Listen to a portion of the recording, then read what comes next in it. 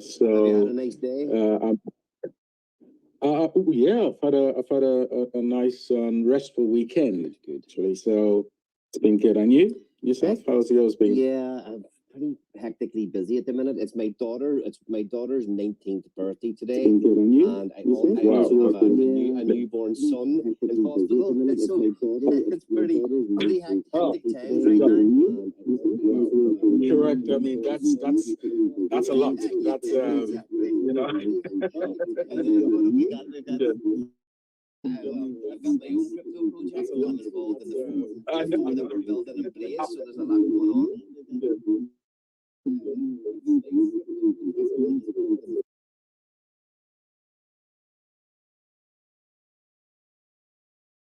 It's something we all can learn from you. Yeah, you can't. Well, it's just there's a lot of hours in the day. He only sleeps 6 of them, so there's plenty of other times to be working and getting stuck into things. When you're working the things you love doing, you always find time. It's not a chore. If it means if I'm working, I run my own business.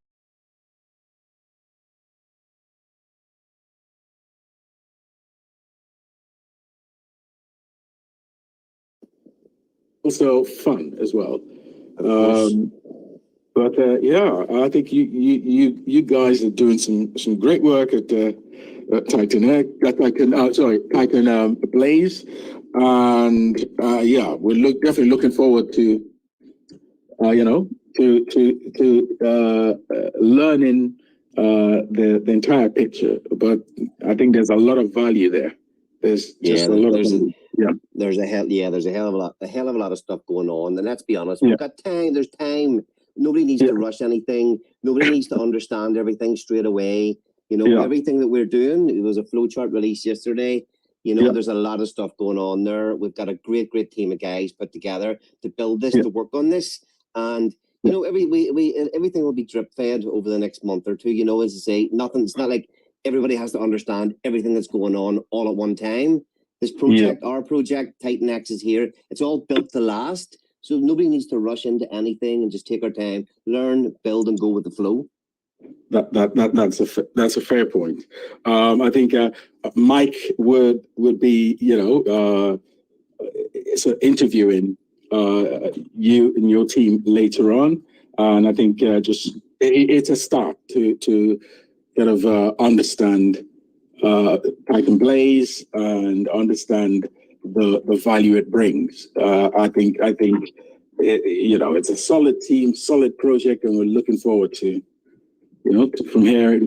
Looking forward to hearing from you and the team a bit later on. Perfect. Great. Thank you. Thanks, Ali. Well, everyone, thanks for joining. I think we can now kick off.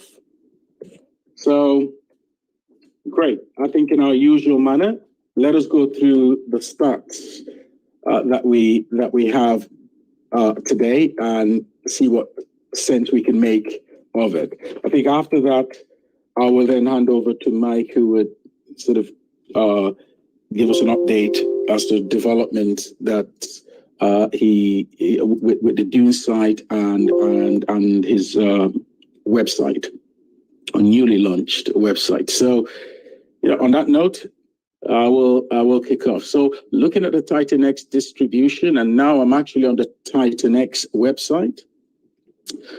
Just going through. We first of all go through the percentage, share of these various items, and then we can go into the fixed numbers. Okay, so liquid, we're now about 15.4 for the 7%. Now, compared to last week, definitely there's a huge jump here, and we all understand. I believe that we all understand why. There was a huge number of TitanX tokens that hit the market last week, and ongoing. I think we're still getting a number of tokens, and these are of course in a very much high numbers. that are hitting the market. So long and short of it, I don't think this is anything that is a sort of surprise to us. I think if you want, it takes a look at Mike's Dunes analytics, this was to be expected. I think what really was a surprise is that the price held up. And I know there's a lot going on there, given the launch of Dragon X, and I'm sure that a lot of us here have our different views on that. I think this will be an opportunity to say it a quiet bit out loud so that we can share and see where we are and see what, and of course, see what our views are on what the future holds. So, okay, moving on, staked 40.39%. I think that definitely looks good. So these are definitely off the market for now. So your short, medium, long-term stakes are all covered by this percentage. And the buy and burn is 43.89%. Now, again, these tokens are not going to ever appear on the market again. I think that's that's good to know. And if we look at our buy and burn pools, V1 and V2, we have a healthy amount in both pools. So I think on that note, I'll just going to touch upon the fixed numbers. So liquid, in terms of fixed numbers, we have, and I'll round it up here. It's 4.9 trillion tokens that we currently have liquid. By liquid, we mean circulated.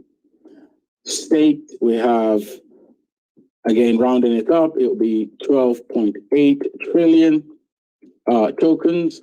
In terms of USD amount, it's just over 15 million USD worth of TitanX tokens that are staked. And going back to liquid, it's just about approximately 6 million USD worth of TitanX tokens in circulation.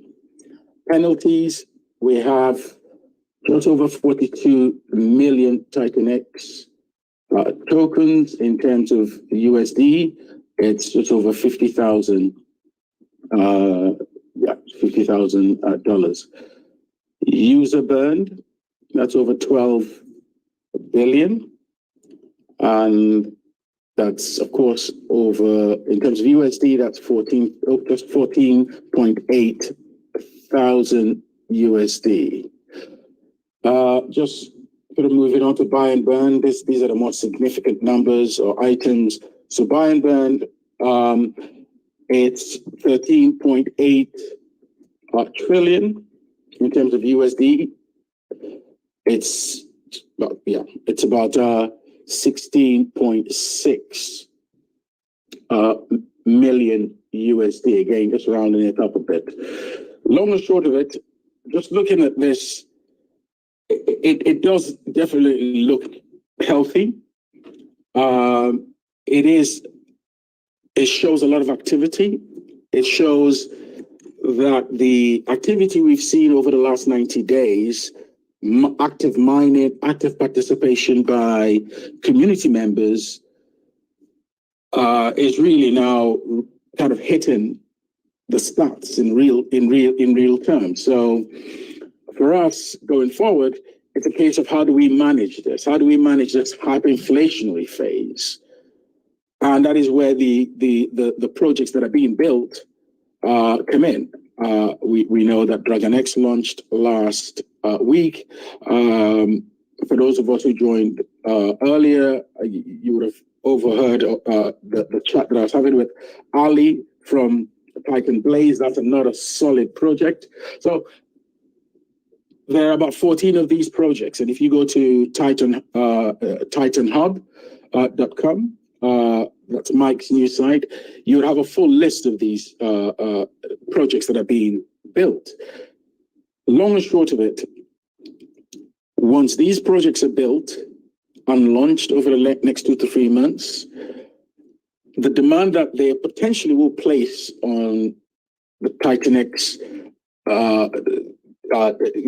protocol and ecosystem is such that we definitely should start seeing, we should start moving in the direction of a hyper-deflation, or maybe if you like, a deflationary period within the protocol consistently, and then hopefully a hyper-deflationary period.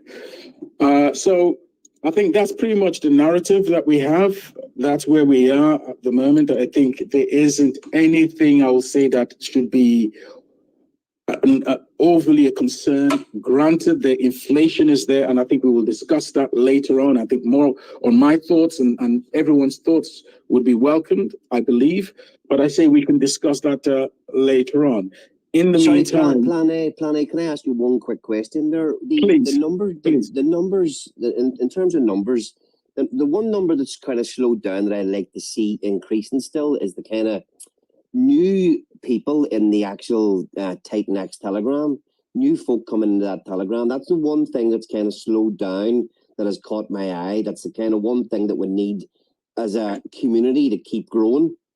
That's definitely a very good point. And I do think, and I was thinking about this really recently, we should somehow come up with an effort to drive the growth of TitanX on that front, to get more people, get more eyeballs on TitanX and join in. It is still early days, really. You know, when like you say, when all these other projects start coming along, there will be a lot more eyeballs come. It's just one thing that I have noticed that slowed down the last week or two.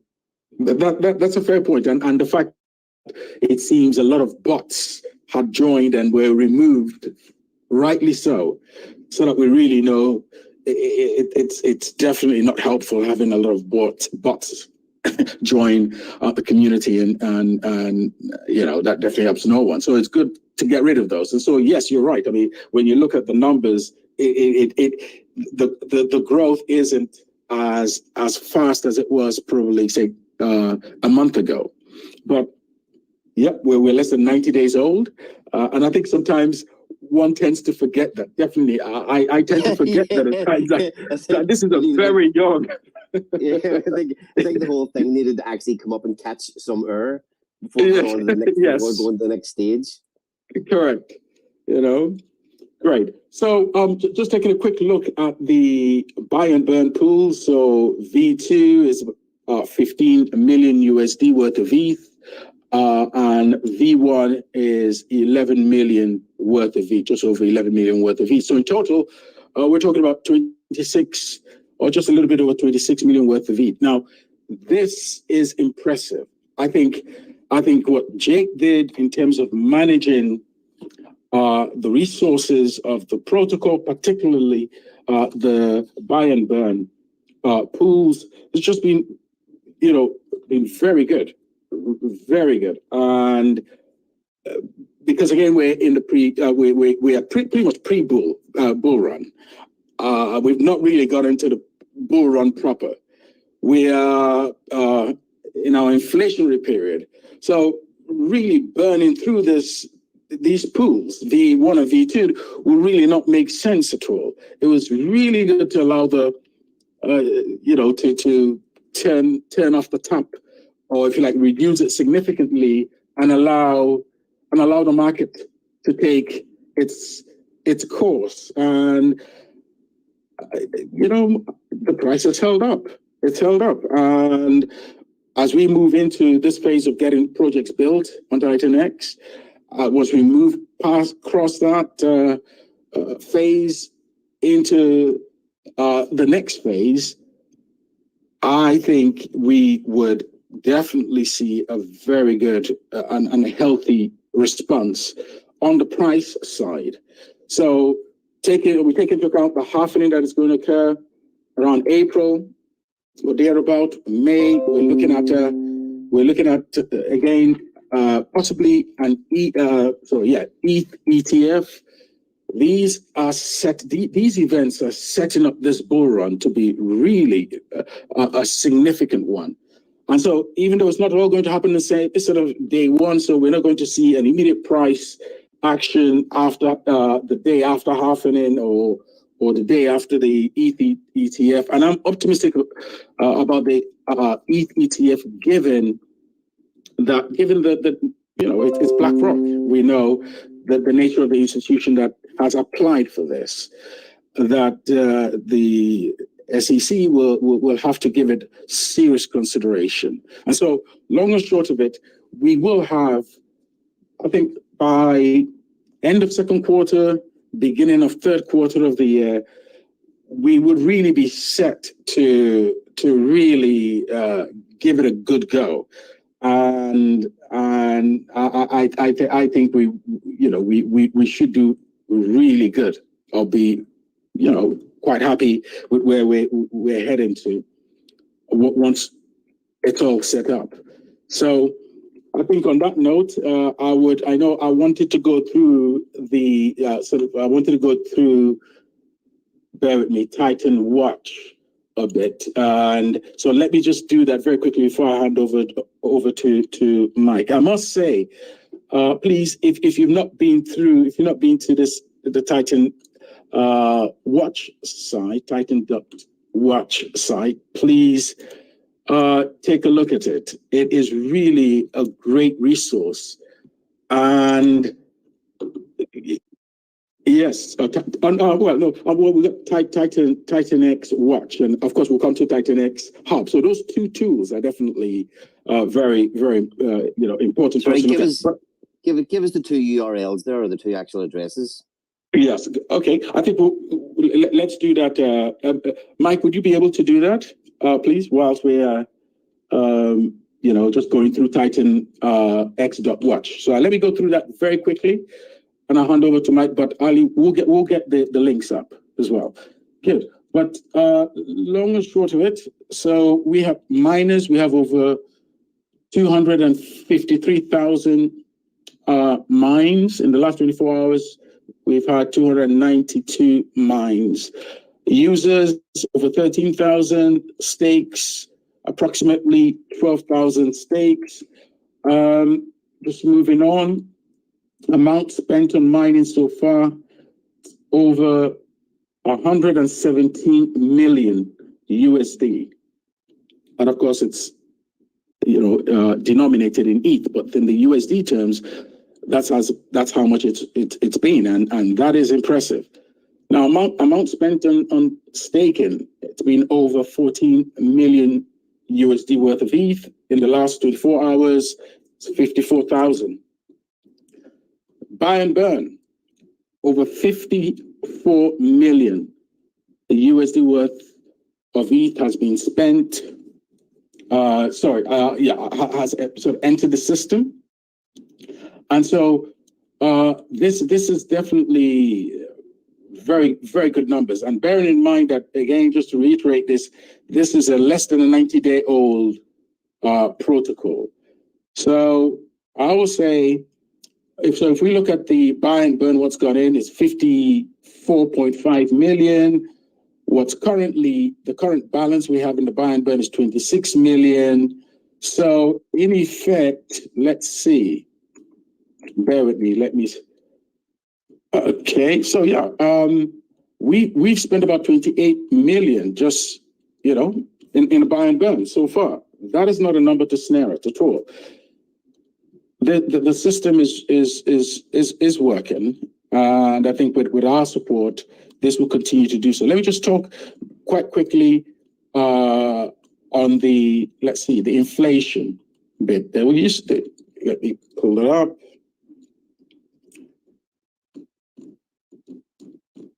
I will just make sure that, okay. So I must say, I'm not seeing the inflation. Okay, yeah, okay, I do see it now. It's, okay, yeah, inflation today, we've just got about approximately 986 billion TitanX tokens. sort of reflecting the inflation for today, inflation number for today. But then again, yeah, we know what the plan is, and we know what phase that we're in, and yeah, that's part of the narrative there. So I think, Mike, let me hand over to you, and yeah, I'll come back in a bit later. Thank you. Great. So thank you for everybody. Hello, everybody. I have some people on YouTube as well, so hopefully you guys can hear me. We had some issues last time when I was streaming on YouTube that you guys could not hear me. So it would be great for the people listening right now on YouTube if you can just give me a thumbs up so that I know you can actually hear me. It seems like on Twitter people can hear me, because otherwise up to now people would have at least said something. So I really hope that on YouTube you guys can actually hear me. And I see V said, yeah, all clear. Great. This is awesome. So let's get started. Guys, I'm very happy. Somewhat sorry, I should have set up the live stream on YouTube much earlier, but yeah, it's there's a lot of things going on, man. I'm playing pretty much catch up.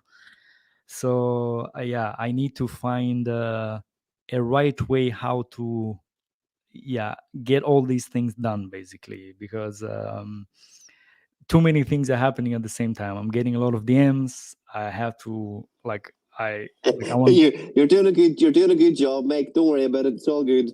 No worries. Yeah, I'm just giving a bit context to people a little bit so that they know what's going on. Yeah. So nevertheless, like, I'm trying to catch up, keep up with everything, and yeah. So that's that. So I have two things here on my mind. The first thing I would like to say is I want to thank all the builders actually on TitanX. First of all, because at the end of the day, the people who are in the field, who are basically trying to make something, which is not an easy thing to do, like, I have to give them respect. First of all, that's the thing, is like, you decided to build something on TitanX. So the first thing, obviously, I have to give you respect on that one, which is like, you're trying to build something, which is not the easy thing. Whether you are tweeting out, let's say, to probably educate people, that's one, or you're creating anything on YouTube or anything, I'll have to give respect on that too. And if you're building on TitanX, obviously, like, that's great.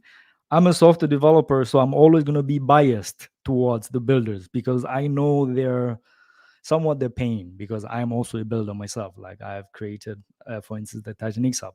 There's still some errors there I need to fix, and yeah, like, I'm behind fixing stuff, and so I know how the pain or the challenges of building stuff. So respect to all the builders out there. That's one thing I want to say.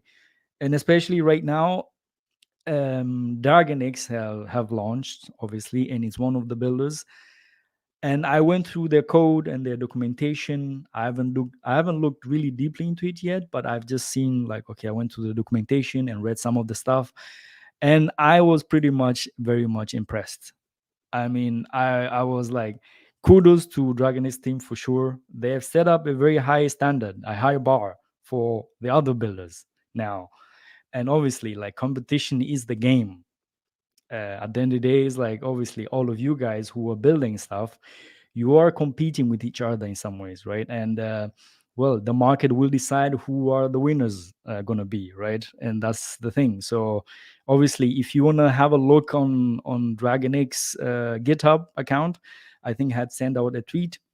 You can have a look, let's say. I mean, you can see some few things what they did, which is, I think, is great. Like, from software development side of things, the code is clean, well documented. It's definitely something to look up to, let's say, right? I mean, a good example of what can be done in some ways. And I'm always looking for things which I can model, like, I don't know, like, on mindset levels. If I find a better mindset, I'll drop whatever I think, like, whatever mindsets I have right now. If I find something better, I'll just adopt that. So that's more like my philosophy side of things. But anyway, I had a long monologue now. I think DragonX, I'm just saying, is like, I think they did a great job on the software level.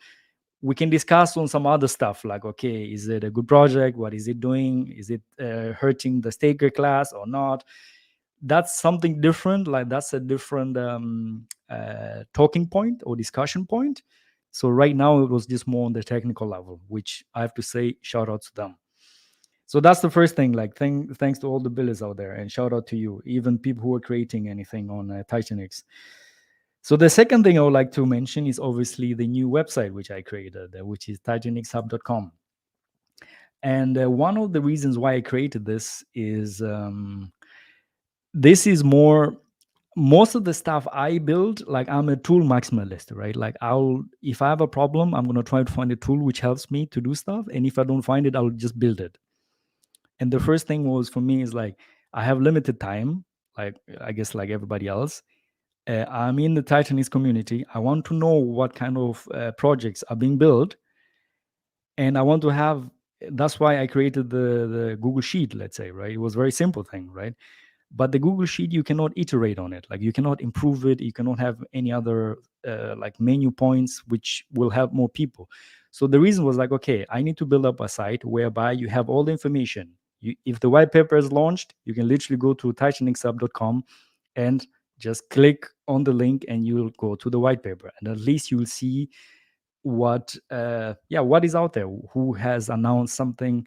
So like just a central place to have all the information, because the last thing you really want to have as a builder is you create something and nobody knows about it, right? It's all like you can create a very good thing, but it's all a function of like how many people will know it, right? That's a big function of it, really. And the thing is like, okay, what is that bridge between you building something and people knowing it? Obviously, we are already in the TitanX community, so you already, when you build on top of TitanX, like at least you will have at least a certain reach already, because people are interested in TitanX and you adopt that basically, right? Because it's very hard to, if you don't have reach, let's say at the beginning, it's very hard to create anything in some ways. Anyhow, what I wanted to build was like, okay, I validated the point of there's a Google Sheet. Well, I could see people were visiting that Google Sheet where all the projects were built. It was very simple. So I was like, okay, if people are already visiting this Google Sheet, let's say where they want the information, why not create a site whereby they actually all the information is there and it's a bit better, it looks a bit nicer. I'm a big fan of speed. Like if I open a page, I want like great speed and clean design. So those are the two things which I was optimizing for. And those are the two things which I really care about pretty much in anything what I build in some way. So I try to build that. And the reason why I was so late on releasing it was actually more that my skills on front end needs improvement. I know enough to get around with, but a lot of things are somewhat very tricky to get, especially like if you want to optimize for speed. And it was loading too slow for me, so I was like, I need to fix this. So maybe it took a bit longer than expected. Anyhow, I was like, okay, better just release it. At least people can have something where they can go and visit. And because you builders, you have to focus on the things which is like you have to build. Obviously there's a marketing side, people have to know about you, but I hope TitanX Hub will help you. At least people can visit your Telegram, your Twitter, or your website when you have one. And at least there's going to be a spot where people can just go and get a quick overview what's going on. There's right now we have two projects, which is TitanX and DragonX, and you can see the live price of it as well. So this is great. You can see the price. I'm pulling the price from Dex Screener. They have an API. Sometimes they have issues with that.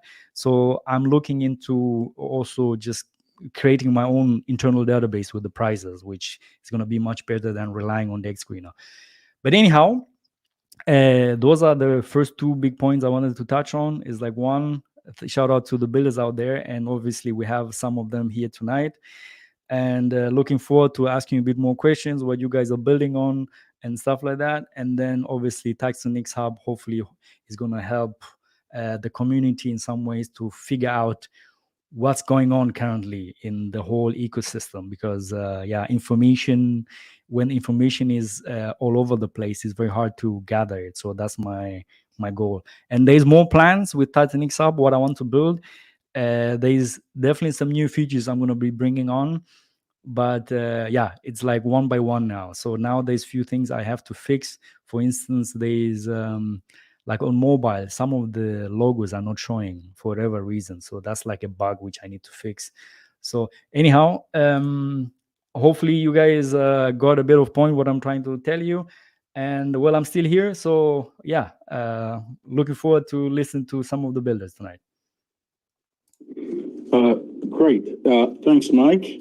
I think before we kick off with Titan Blaze, I think let me just have to just mention a couple of things here. Of course, last week I wasn't able to take or moderate these spaces session, and that's because, of course, I was down with the flu. And Richie kindly stepped in. I think he did a great job. And I want to say a big thank you to him. And I think, you know, he has definitely contributed in a big way to the community. And last week's Spaces was on fire. So thank you, Richie. And just to mention again, I know it's been mentioned elsewhere, but Mike Dean and Armin Shimon, who've kindly provided the tools that I think we all reference and use on a very regular basis, kind of did it out of pocket. And I will suggest that, you know, we should try and support the work that they're doing, and we could do that through donations, and they've got links on their sites to help us do that. So I think it's something that we could easily miss and forget. But I think Mike and Shimon, I hope they recognize the fact that their invaluable work is recognized, and it's served the community so very well. So thank you. So on that note, I will like to call up Titan Blaze. I think let me call up Bad Sport as well. So, and then I will hand over to Mike to conduct the interview. I think those of us who were here earlier on, I think you heard Ali, is a member of the team as well. And so this one is going to be an exciting one. I'm really looking forward to it. And I think Steve is probably here. So, and yeah, and Raymond. So listen, I think I should actually now step aside and just take notes. That's what I'm going to do now. Now, Bad Sports, I think we're still waiting for you to come up. I sent you an invite.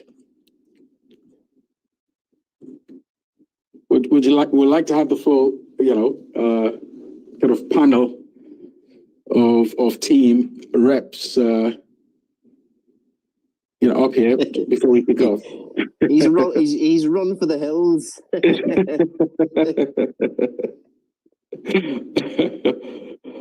So, yeah. Okay. Yeah, I never try Spaces on my laptop. Always on the phone. It just seems to work better. Yeah.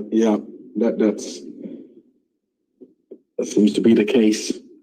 Well, if you've got a question, if you got a question, kick off until he. Yes, I'll kick off. Well, I'll just mention this. Sorry, but Batsport, can you give us a thumbs up if you could hear us at all? Hey guys, yes, we can hear you now. So I'm going to hand over to you and Ali, and Mike is going to take it from here. Thanks, Mike.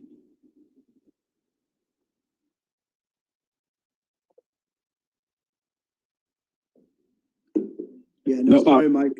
Yes, I was on the desktop and the desktop was playing up big time, so I'm on back on the mobile.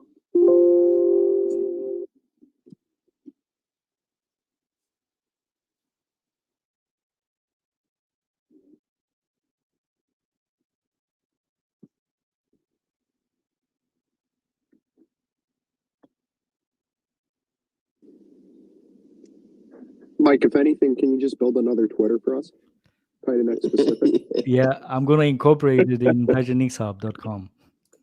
Thank you, kind sir.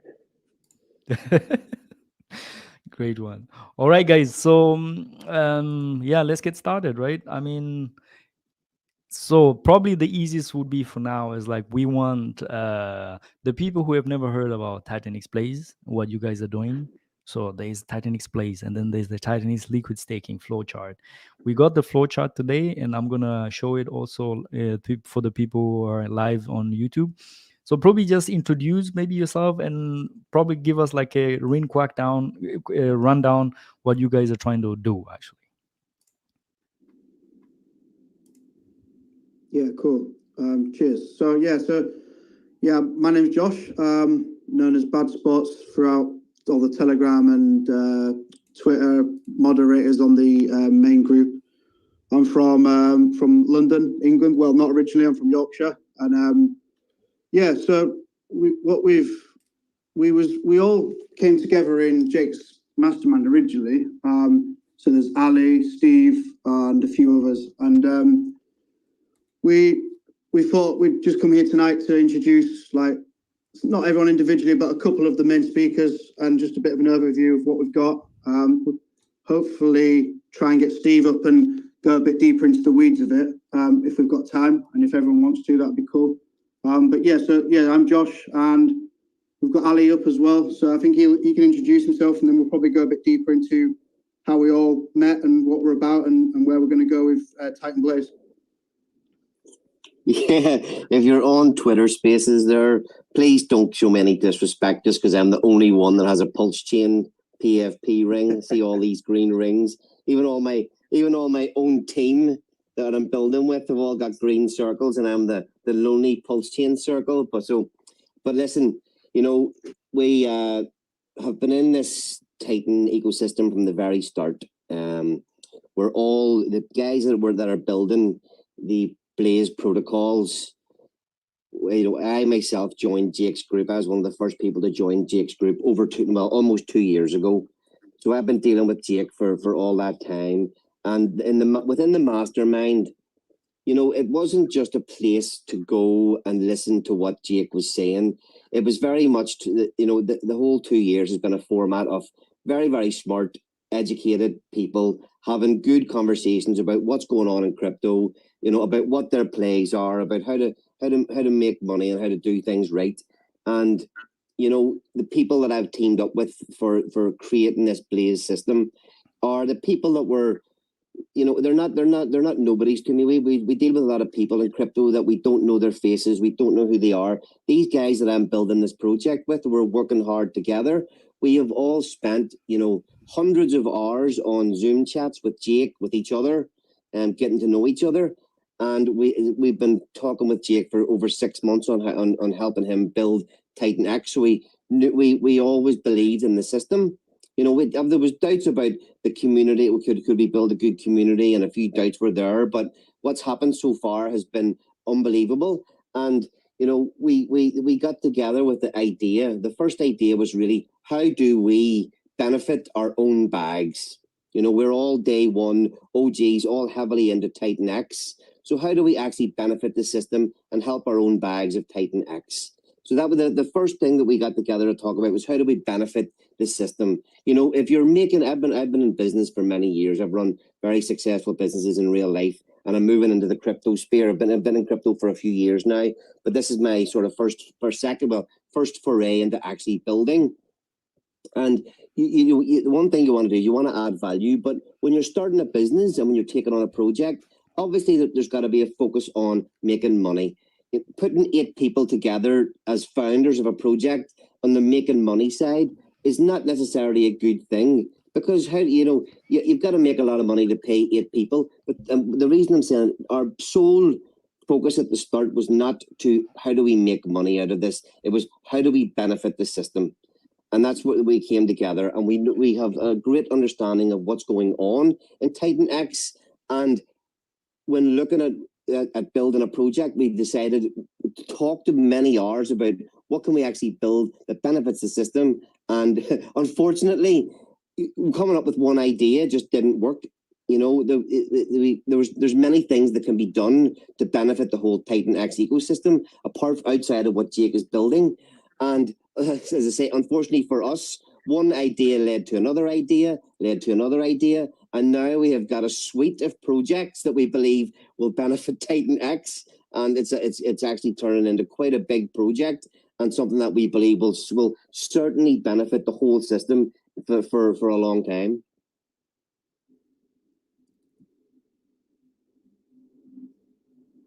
Yeah, Ali, I'll second that. I mean, yeah, we joined Jake's mastermind like in summer 22, and it's probably the best decision a lot of us have made in crypto so far. I mean, I didn't come until the top of the bull in 21, and obviously, you know, rode it all the way down, entered the Hex community, and then that's how I found Jake, really.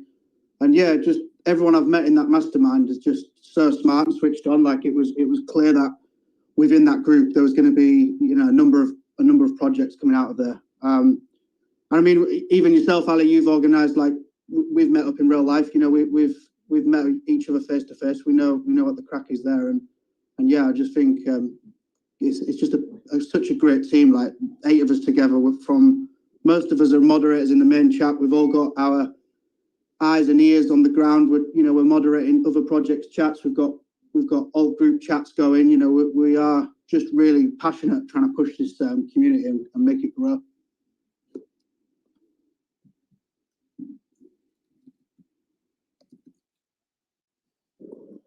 Yeah, the only it's a bit weird now because I have to unmute from Twitter Spaces and also on StreamYard.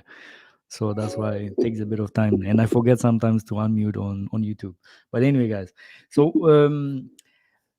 I mean, I think we heard about stories like Bad Sports and Ali as well. By the way, Ali, I guess you're Irish, right? Or am I wrong there? Yeah, I'm from Belfast. Yeah, you're from Belfast. Oh, great stuff, man. Yeah, I love Belfast, man. I used to go there quite some time. You used to live in Ireland at some point. Awesome. I didn't know that. Now, did you actually live in Belfast? Did you? I did not live in Belfast. I was living more in like in Dublin and some other places. But yeah, I think I heard your accent. I was like, oh man, I think I know these people. I do get Yeah. Irish Well, when I'm drunk, but I stopped drinking now for some time. So most of these crypto Twitter fools think I'm Scottish, or some of them people think you're bloody Australian. Yeah. No, I heard that. I was like, oh man, I feel like I was at home now because I know that accent. And good. Yeah, lovely stuff. So you guys came up with some idea, and now probably the people are asking themselves like, okay, well, what is? I mean, I saw. Let me be frank now, which is like I saw the picture you guys posted, the flow chart, and I was like, oh my god, this is somewhat very complicated, man.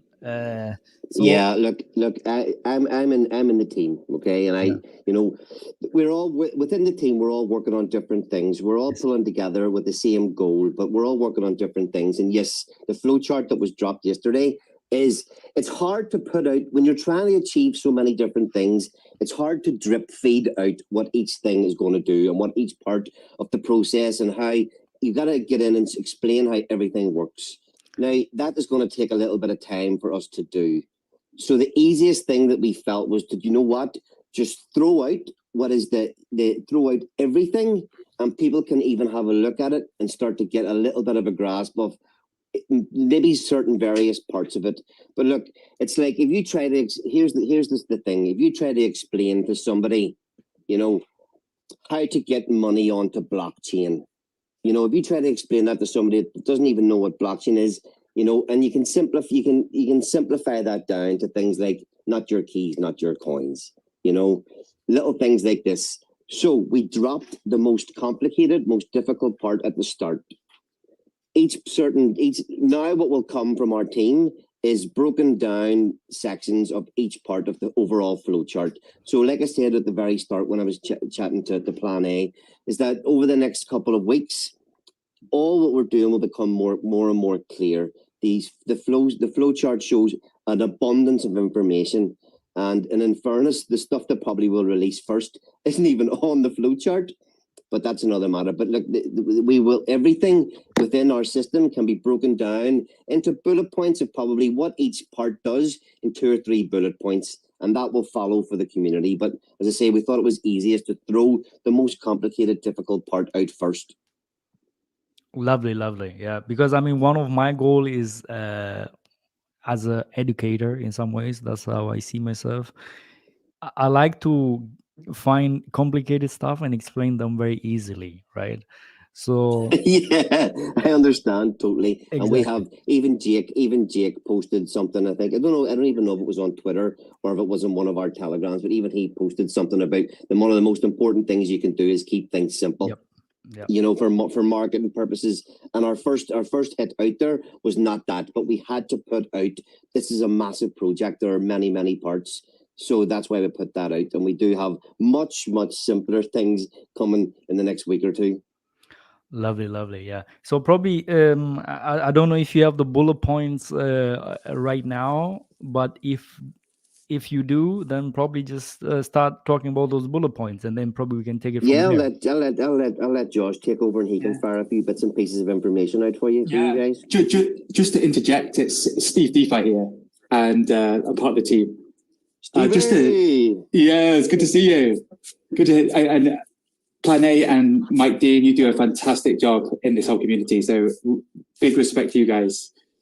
And just to interject about what Ali was saying, we did drop the mechanics of the engine yesterday, just to show how everything works. But the user interface is going to be very simple. So it's like when you get if you get a new Ferrari or a new car, we don't know how the engine works, but we can get in and just drive. And that's how it's going to be. And over the coming weeks, you're going to see how simple it is. And just to give you a quick macro, Titan Blaze is as simple as a daily token auctions, which can be staked for ETH yield. And then Titan liquid staking is as simple as liquid TitanX. It's getting TitanX staking yield with the option of quick liquidity. So these two protocols are like yin and yang. They work together, and as you'll see today and over the coming weeks, the value of Titan Blaze goes into Titan liquid staking, and then it's returned back. And while that happens, TitanX is being locked up. So it's because when we've talked to Jake about this a lot, and TitanX can be locked up in a number of ways, and locking TitanX is synonymous with burning. So it can be locked up by burning, by staking, and by liquidity. And this is what happens with the flow of value throughout the Titan Blaze system. So I just wanted to throw that out, and I'll pass you on. Yeah. So okay. Probably let's just stick to one thing now. Let's just stick to the TitanX liquid staking. First of all, for most people, they've probably never heard about staking. Right? I mean, probably they've heard about staking, but then liquid staking. What is liquid staking? Give us some simple things here to understand.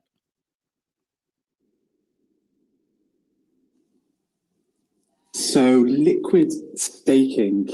Why is it liquid? What's the name? Why do we have the name liquid there? Why not just That's great. That's a great question. And the name arrived because I don't know if you're familiar with Lido on Ethereum, and they have liquid staked Ethereum. And what liquid staked Ethereum is, it's yield on Ethereum in your wallet just as if it was staked in a validator. Because if you stake your Ethereum in a validator, you get 3 to 4% APR. But when liquid staking came out, when the merge happened last year, you could keep Ethereum in your wallet and get the 3 to 4% APR, which is auto added on.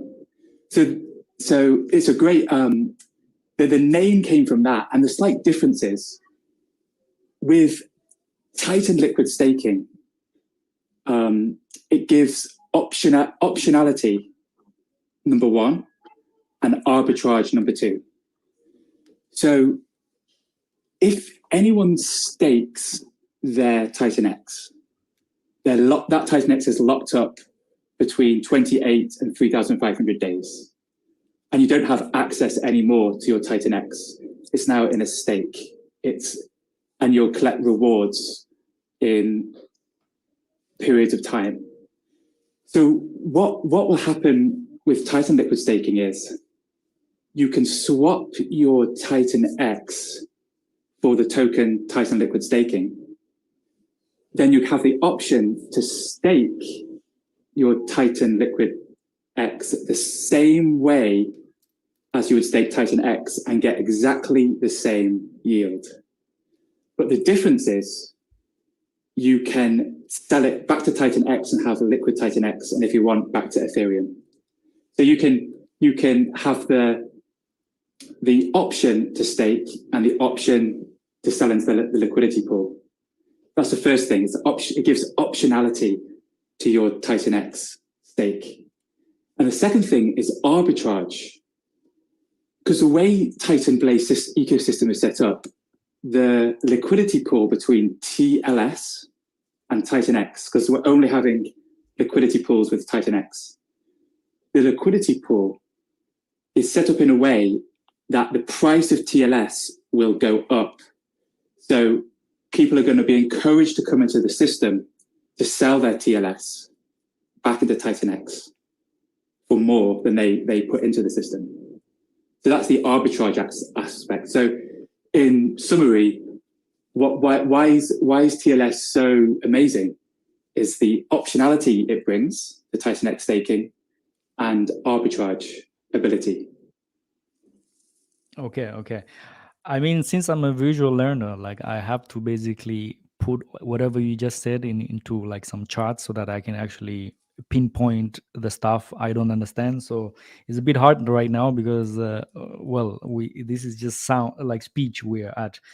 But so tell me, let's go to like TLS. So you can stake it, and the word liquid just so I mean with Lido, the way I understood it is literally you get another token, which is they have a like, is it Lido Ethereum or something, or SETH? I don't exactly remember the word for it. That's right, STETH. Yeah. STETH, right? And the thing is, like, you hold that token, and it's called liquid because why? You're just holding a token which appreciates in That's value, right. because Yes. that 3 or 4% you're getting on Ethereum is not locked. It's like you can sell that token at any time, and you can basically get that that 5% is like liquid in some way. So is this very similar? It's like you can, for your TitanX, you're getting TLS and you can just hold it while it's appreciating. Similar, as in you can get liquid, but the only difference between Lido and the TLS would be once you mint your TLS, you just have to stake it into the system. So it is so it is staked then. Is it automatically staked, or you still have to do it? That's right. You'll have to take that step to do it. Okay. And then unstake and then sell back into liquid. So we called it Titan liquid staking as a play on words with Lido, but the mechanics is a little bit different.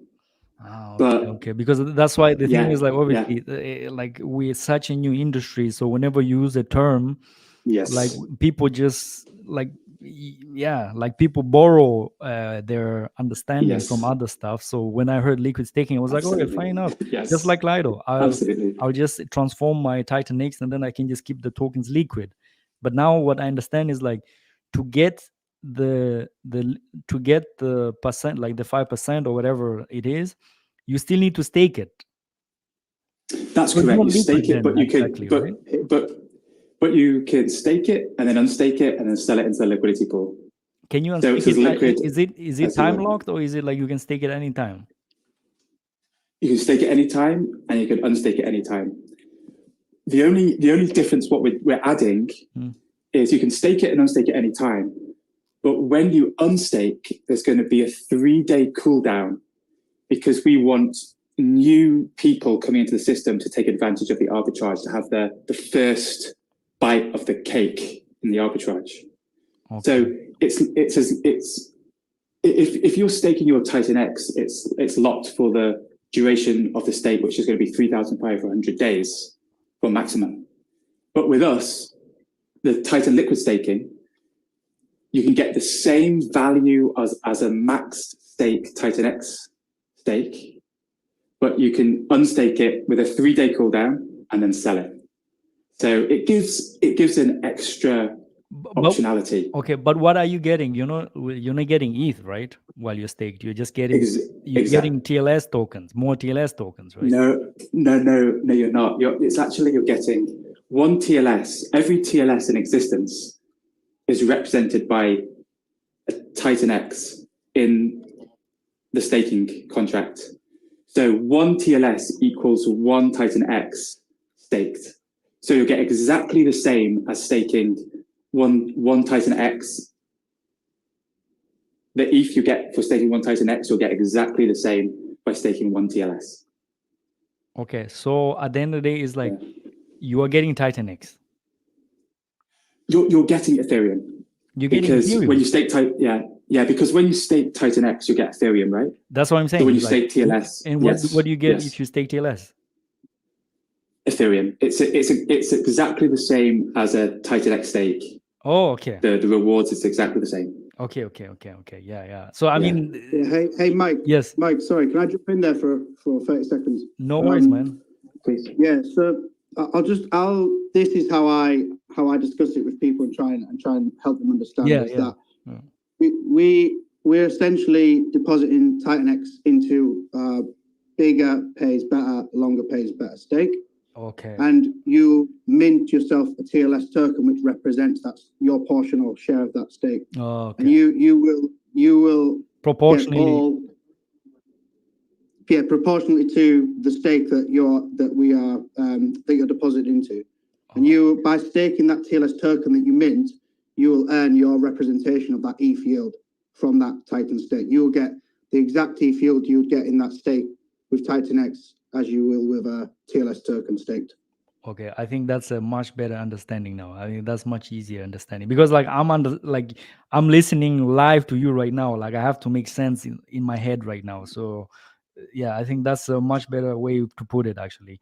So now the bigger question is, when you stake your TLS token, you get more share of that, of that share, let's say, right?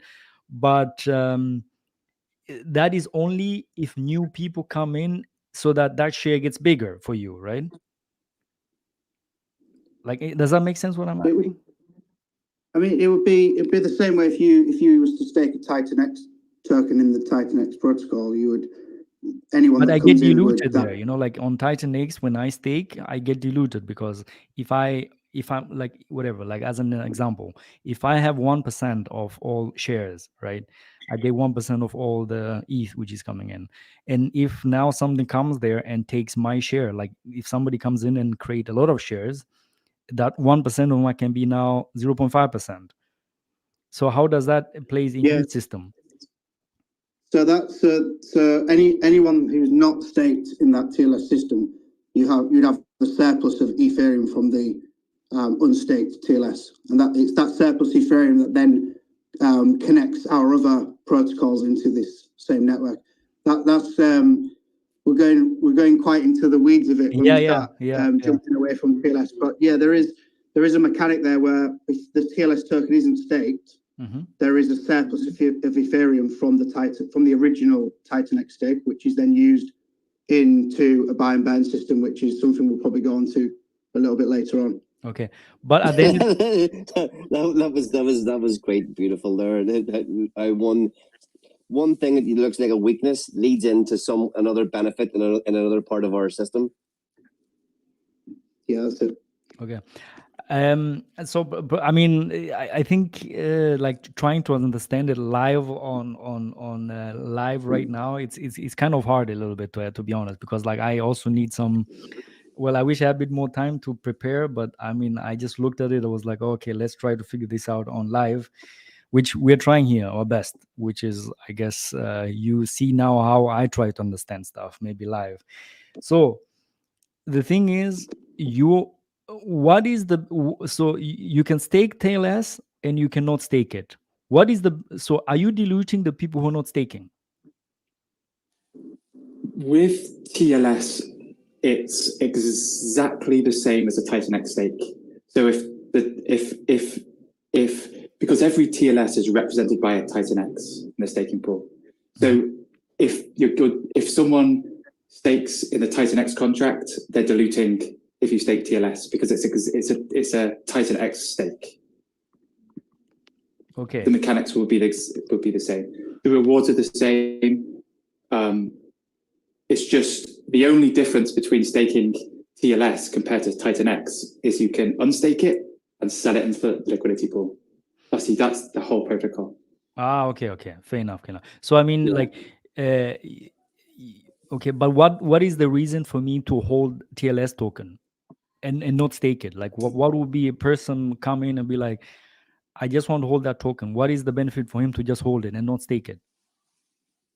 The benefit is arbitrage, because the way our system works out, which I will get to later, is the price in the TLS TitanX liquidity pool. TLS price is always going to be pressured to go up. It's always going to go up. So you could come into the system, hold it, and then sell it for profit. But ultimately, the big selling point for TLS is optionality to stake and get ETH yield, and then maybe in a couple of months you want to sell it because something comes up or you want to go into a different coin. You can just unstake it and sell it and get TitanX back, and if you want, Ethereum, technically. So that I don't think people are necessarily going to mint TLS just to hold it.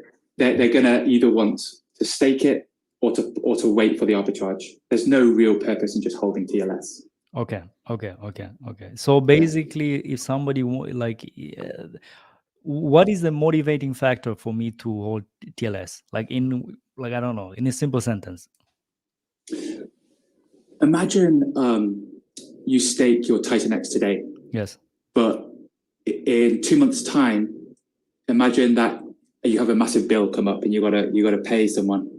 You can't unstake your TitanX. It's there forever. It's there for the full term of the stake.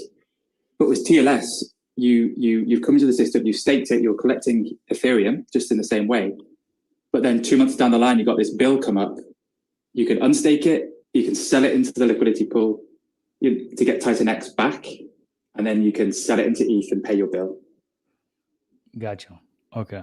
I think that's probably more, I think, and like probably phrasing it that way, it's a bit better, because probably for most people, they already know how TitanX works. And obviously for newer people, well, you need to find a better angle to actually tell them the story. But I think for now, for the community, rather explain all your stuff in TitanX terms, because they understand that already. So it's much easier for them to understand. I this is like my feeling in some sense, because whenever I try to explain people, I always try first to understand where they're coming from, and then explain them in their understanding. So people understand TitanX already, or the most of us listening right now. And if not, go visit TitanXhub.com, and you can visit. You can have the white paper for TitanX. It's right there, and probably just watch probably my YouTube videos. And I'm trying my best to explain things very, very simple. Anyway, I had a long monologue now, man. I'll let you speak. Sorry.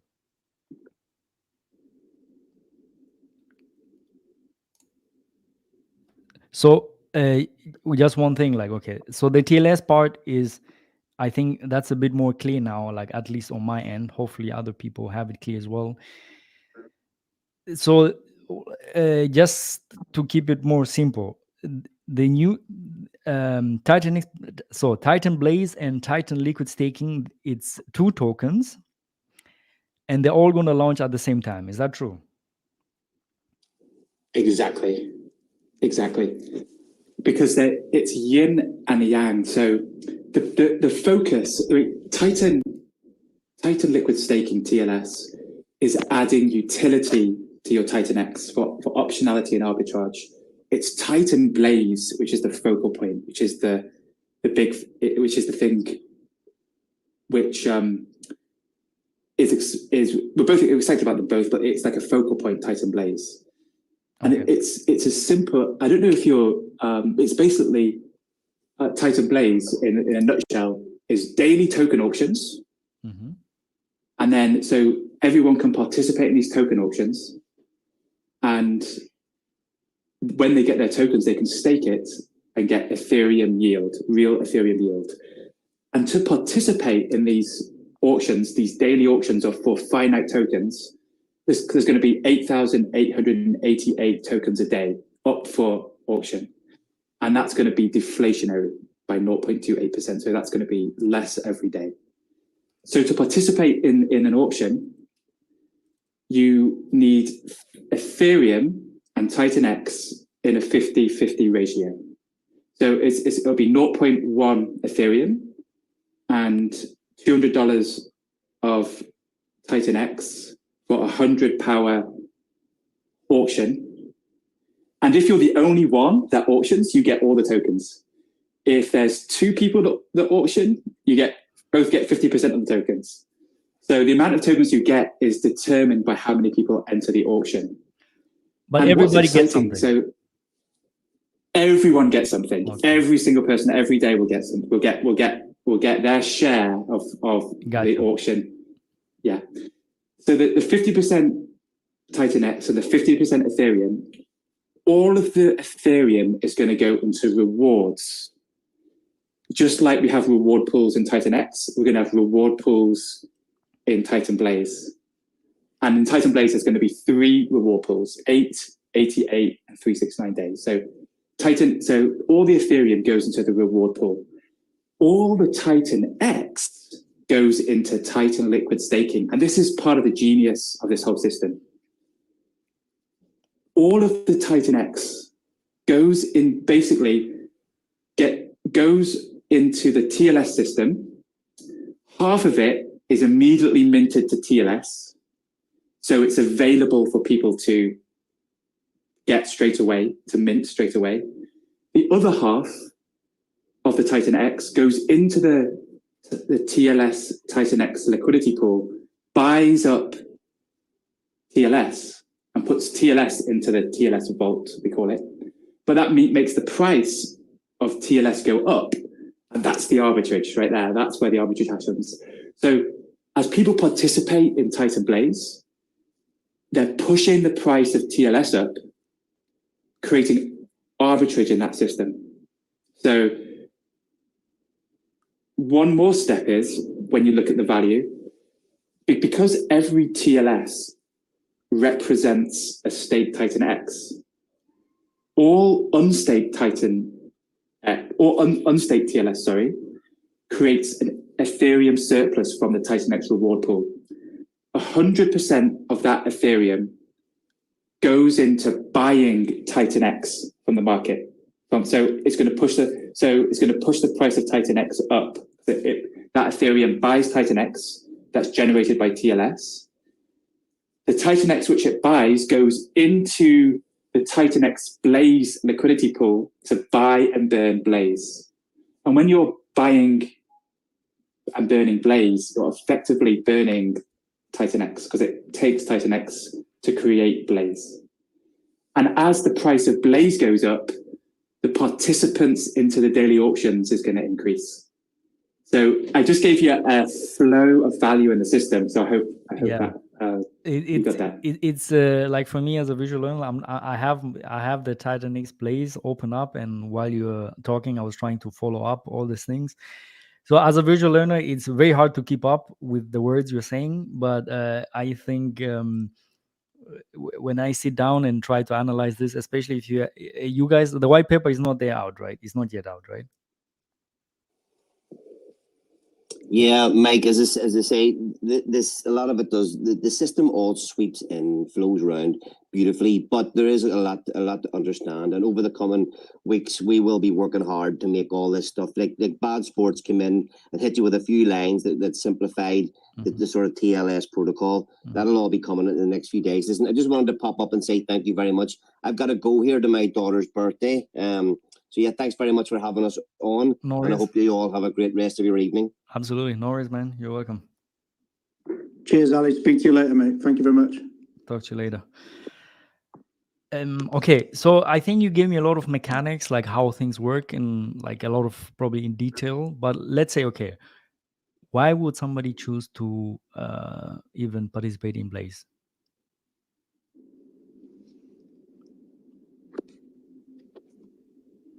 You want to take that? Just like on a simple level. Like, I mean, let's start like on the simple levels. Like, oh man, this is great. I want to participate because whatever. I don't know. Yeah, sure. I think it boils down to the competition factor of trying to sort of bid for the share of the auction, the daily auctions. I mean, I think most people will understand that Titan Blaze is based on the distribution model that DBZM used. It's sort of a similar model. And there might be people here who understand that and others that don't, but essentially you are depositing, in this case, Ethereum and TitanX to participate in this auction. And the auctions are every 24 hours. So you're almost, you're competing against the other participants to gain the largest share of that pool. That's how I see it as the most. That's why I would want to get involved, to potentially to gather up as much of that pool of the emissions of Blaze as possible. Gotcha. So probably if you, I think I like that way better, because like, I think we're starting off from the easy part. So probably if you explain it in such a way, because like on TitanX, you get your supply through mining. The longer you mine, the more coins you get. And that's how basically you create your own tokens. Here, it's a bit different.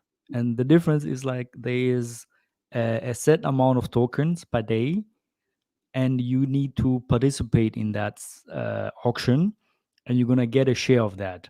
So that's like how you get your own supply, like, right? I mean, you participate in these auctions to get a piece of that. Is that correct, like what I'm saying right now? Perfect. Yes, that's exactly correct. We've got a capped supply, which is 28 million Blaze tokens. It starts out at 8,888 tokens on day one, and that deflates by 0.28% daily. Okay, so how long is that distribution model? Sorry, Mike. So you say there is a maximum of 28 million supply of the token. Correct. Yeah, that's the capped amount. Yeah. Capped amount. Okay. So for 28 million, how long is that distribution model if you have 888 days? I mean, you probably have that in top of your head, I guess, right?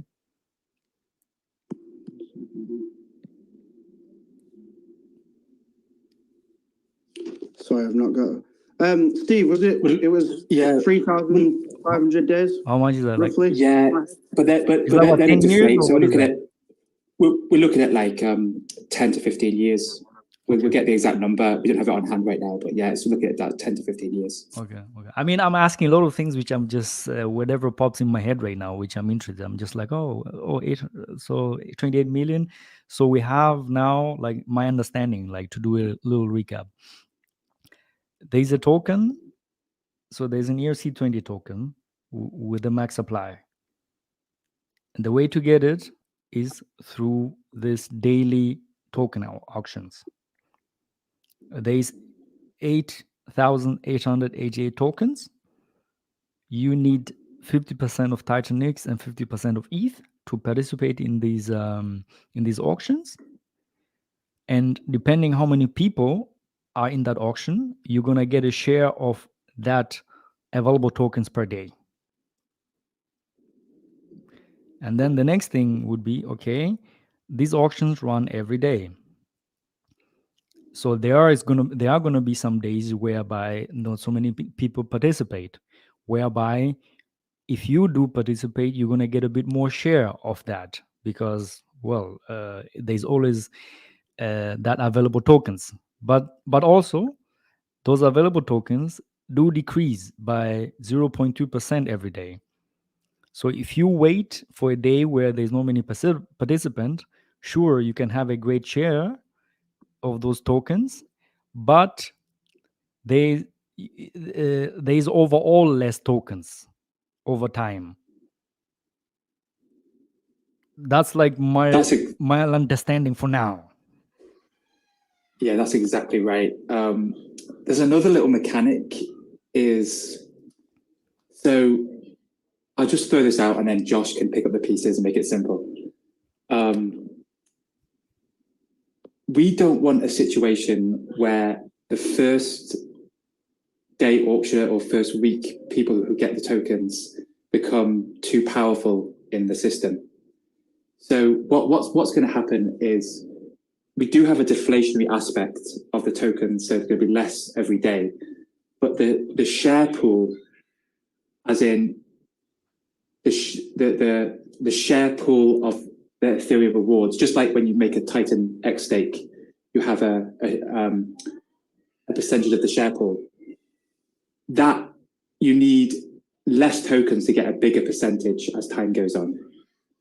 So we're still refining the exact, but it'll be if you have 1,000, if you have 1,000 but hold on a second. again, hold on a second. I think we're getting a bit too deep now.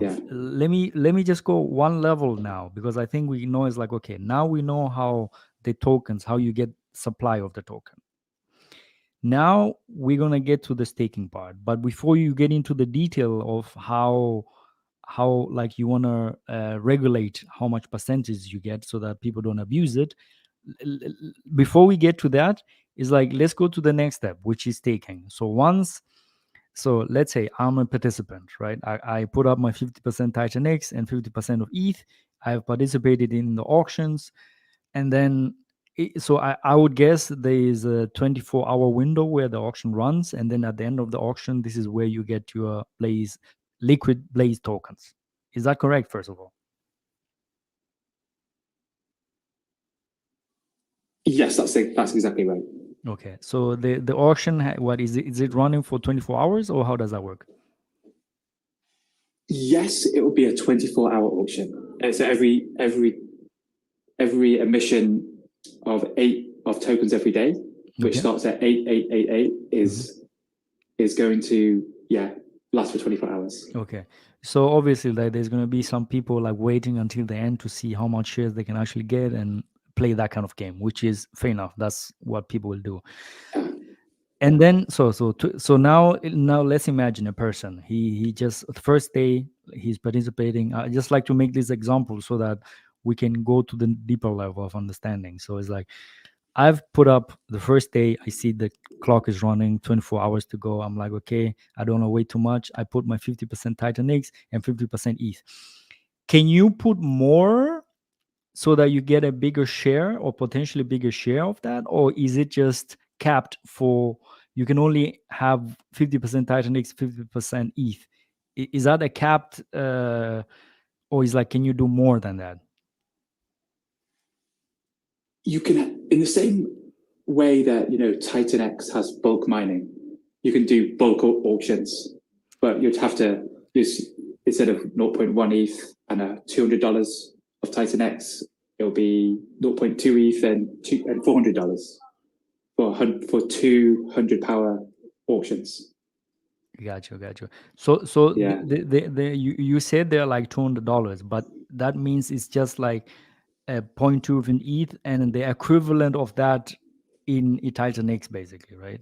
There's not direct dollar value, right? It will, so we want a dollar value of TitanX, because TitanX can go up 10x or down 10x. Exactly. So it'll be a dollar value of TitanX, not exact amount.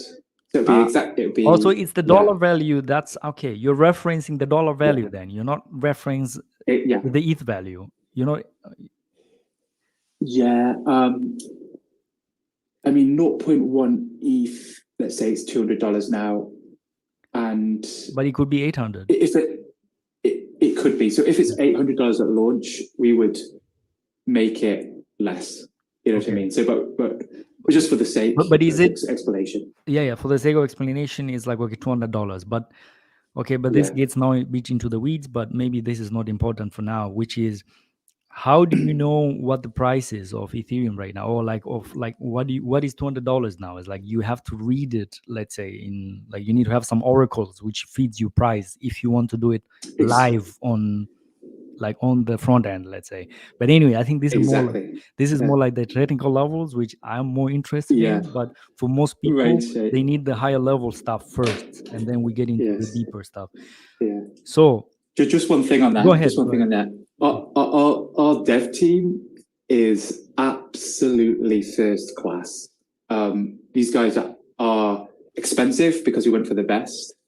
They've worked on They work with a shapeshifter CEO on Thor Chain, and they've even worked with Richard Hart himself, the big man. Lovely. They're top of their game. So we're not just hiring these freelancers from Upwork, or you can get top quality ones. There's some great guys on Upwork, man. I have friends working there. I hire from Upwork too. But no, I'm just joking. I've had people. Yeah, no, you can get really good quality ones from Upwork. I don't want to. I think I just mean we've really gone. You didn't go on Fiverr and get the $20 guy. That's what you're trying to say, right? We don't want to say who they are, but we're happy to share. Maybe we have to launch. But I'm so impressed with this team. They're not from Fiverr. You're trying to tell me exactly. Yeah, that's great. Yeah, what Steve's trying to say is we've not took any chances here. We've gone with reliable sources of passed us on information, and we've gone to the top. We're paying the price for it, and we just want this to be. We don't want to take any risks. We've got one chance to hit this right, and that's it. It's when you're launching a project in crypto, it's got to be right. So we've gone for the best, and we're not going to rush anything out. It will be polished, top quality. Everything will be as you would expect from a high-end product, and I think that's basically what Steve's trying to say is you can take the risk by going on to a website and finding someone that's rated highly or whatever it is, but we've gone with tried and tested development team. Fantastic, man. Sorry, folks. Just to interject in this. Sorry. I would like us to have some really good discussions. Involve the rest of the community at some point. I'm sure the technical bits and a more extensive interview will occur in the future with Mike and on Mike's channel. I think. The purpose of this discussion, I think, has been achieved in a way to give us a high level. I completely understand the white paper isn't available yet. You're pretty much in the engine room and making this work. So we definitely appreciate the fact that the team has made the time out to come and have this discussion with us. We know it's still a work in progress. It's likely to launch after Hyper, so that's a bit sort of way out. But it is such an exciting project on the face of it that we thought it's a good idea to start informing and educating the community as you go along. So can I just say, Mike, that we could have wrapped this segment up within the next 10 minutes? Yeah, absolutely. I think probably 5 minutes enough. Okay, good. Yeah. Thank you. Yeah. So, so probably let me just make a quick summary of how I understood it. Hopefully have understood it deeply, but maybe I'm just going to try to do the same. So you, the user, you come up, how do you get plays? You have to come up with 50% TitanX, which is equivalent to $200. How they're going to achieve that, we're going to have to see, and 50% of ETH. And you participate in this auctions, daily auctions, and there's 8,888 tokens available per day, and depending on how many people participate is how much a share of that tokens you're gonna receive. And after 24 hours you receive these tokens, and they're liquid, and you can sell them straight away if you're in profit, I guess, if it makes sense for you. And also you could stake it. And why would you want to stake? Well, you can be part of the staker class, similar to TitanX, but here there is 3 pools only: 8-day, 88-day, and 369 days. And where does the ETH come from? Well, the ETH comes from the people who are participating in Blaze, because you need 50% of the ETH. 92% of the ETH seems to be going straight to the staker class, and 8% goes to the Genesis. So that's why you want to be a staker class. That's the case. Or you can just keep it liquid, and if the price goes up, you can just sell it, let's say, on liquidity pools or whenever you want. And then there's other TLS system, which I think I don't want to go deep into it yet, because I somewhat haven't understood yet how Titan Blaze and TLS, how they play together in some ways. But I will get at some point to understand it, and probably I can articulate myself a bit better. But I think that's like a quick summary. If one of the builders out there want to probably complement or like trying to see how I explained it, maybe I made some mistakes and you can correct me, or if you want to add something, just add it, and then probably we can start asking more people who are coming in to ask questions. So go ahead. No, I think that was beautifully put, Mike. To be honest, you really simplified that and made it understandable for everyone. You didn't really miss anything. I think we need to probably away from this call, meet up with you, have a call and sort of explain through TLS, so you've got a full understanding, and then we can jump on a stream with you and chew the fat and get through the weeds on that. Hopefully shortly in the future. But no, you pretty much covered it there, mate. To be honest. Lovely, yeah. So probably we're just gonna wrap up this section because we're already an hour and a half in, and yeah, probably next time I'll try to definitely to put more time to understand it. But I mean, obviously, the only thing I had was the drawing, and it was not so clear. But I think more things are clear for now. And let's wrap up this section. And probably there's more questions out there. So please, if you have any questions, send in the request. I've seen some few requests coming in here. Sometimes I cannot really do it well on the computer here. So probably plan A can just bring up the people and we have more. And guys on YouTube as well, there's 54 of you actually watching right now. If you have any questions, I have the link in the description. So you can just join on X or Twitter, and you can come up and ask your questions. Thank you. Get over to you, Plan A.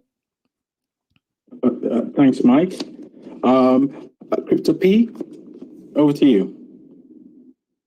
Hey guys, as always, I appreciate the hosting this and kind of giving us more insights on the project.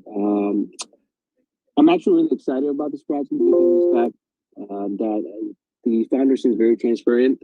The fact that the dev team has actually, background on prior projects such as Chain, as well as working on our project, that seems, I don't think we actually had any type of experience within TitanX as it relates to dev team, so that's a plus in my mind. And then one thing that I loved about TitanX was essentially the staking feature. We all want price appreciation, right? But at the same time, price appreciation doesn't happen within 2 or 3 days, right? Even a year or so. So the fact that we are able to kind of stake and earn passive income, I think a lot of folks kind of forget, how valuable that was within TitanX. So the fact that now Titan Blaze is kind of bringing that back, essentially, and making it even a better version of TitanX, where you could basically unstake whenever you want, and then you kind of swap it for TitanX directly. That seems to me very bullish. Obviously, the fact that price appreciation also needs to happen, and adoption, and etc. So kudos to you guys for kind of developing such a product, and I'm kind of very interested to see the white paper.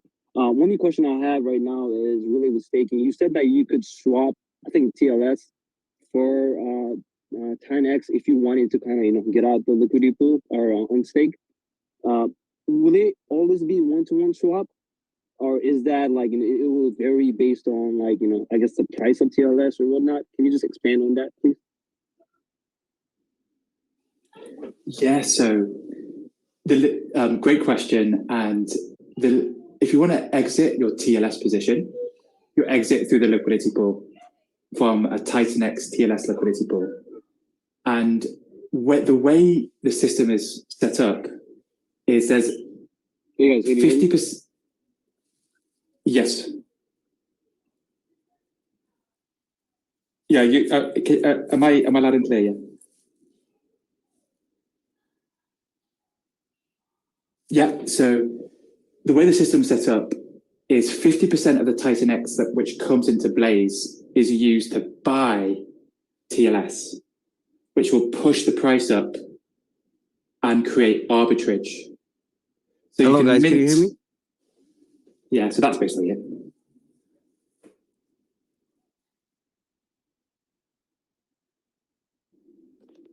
Yeah, I don't think Crypto P could hear us. He kept. I see.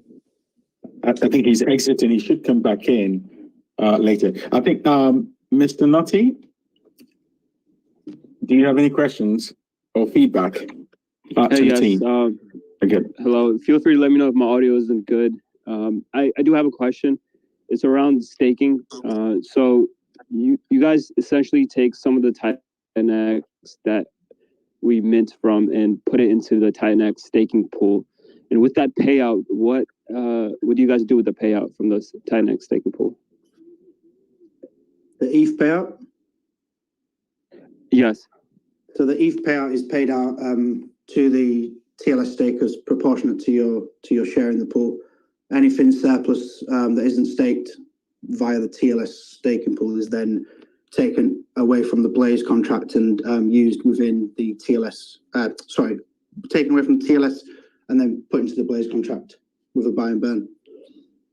Yeah, so the surplus Ethereum would just buy TitanX off market, take that TitanX and buy Blaze and burn Blaze. So it pumps the price of TitanX, it burns Blaze, which is like burning TitanX too. And by buying Blaze, the price increases, which encourages more people into the system.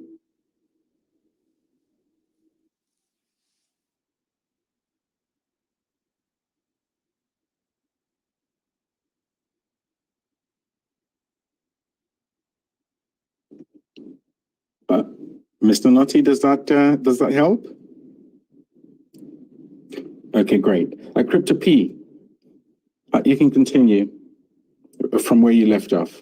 I'm sorry, I don't know exactly where I got cut off, but yeah, all I was saying was kudos to you guys for developing such a product. I'm looking forward to the white paper, and my question was just towards the staking portion, where essentially once we stake the Blaze token or TLS, essentially you could also unstake whenever you want, if I'm not mistaken, and then you can also swap for TitanX.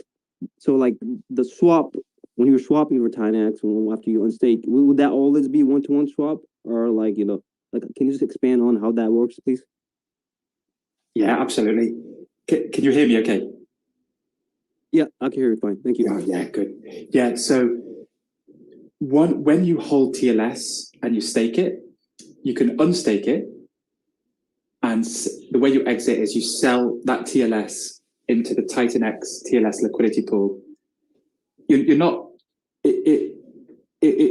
and people are encouraged to do that because the way the system is set up is half of the TitanX which comes into the Blaze protocol, half of that TitanX is taken into the liquidity pool, TitanX TLS, to buy TLS to make that price go up, to encourage people to arbitrage and sell that price down. So that's how you would exit. Does that answer the question there? Perfect. It does. And when Yeah, you're selling the TLS token, right, to basically to unstake and get the TitanX back, like, what if the price is lower than actual TitanX prices? How does that like factor in? Yeah, it's definitely possible in the liquidity pool for TLS to be lower or higher, but the pressure is on the TLS price going up because of that 50% coming into the Blaze contract, buying TLS off the market to push the price up. So there's always going to be a buy pressure on the TLS in that liquidity pool. Got it. And one reason I asked was we had, obviously, I'm sure you aware of DragonX, and it was the same thing with DragonX as well, where it's supposed to be bundled with the price, but it did depeg. I know it was like 1% or whatever, but I feel like whenever a token kind of depegs, that's always a concern for me. So that's hence why I kind of asked when we were swapping for one-to-one, if there's any like price correlation when it's actually down, essentially that also could have an impact. But obviously it's a risk when you're investing in crypto, so understand that. Thank you. Great. Can I ask, if anyone wants to ask a question, please feel free to let me know. Let Mike and I know. We'll definitely pull you up. The team is still with us here, and it would be great to have your feedback or questions or just any general comments. Thank you. Mr. Naughty, go ahead. A quick question. Do you guys have anyone seeding the project initially? That's an excellent question. That's brilliant. Because that leads us onto the Pulse, the Titan Wars protocol. And Josh, do you want to take that away, or do you want me to do that? Sure. No, I can.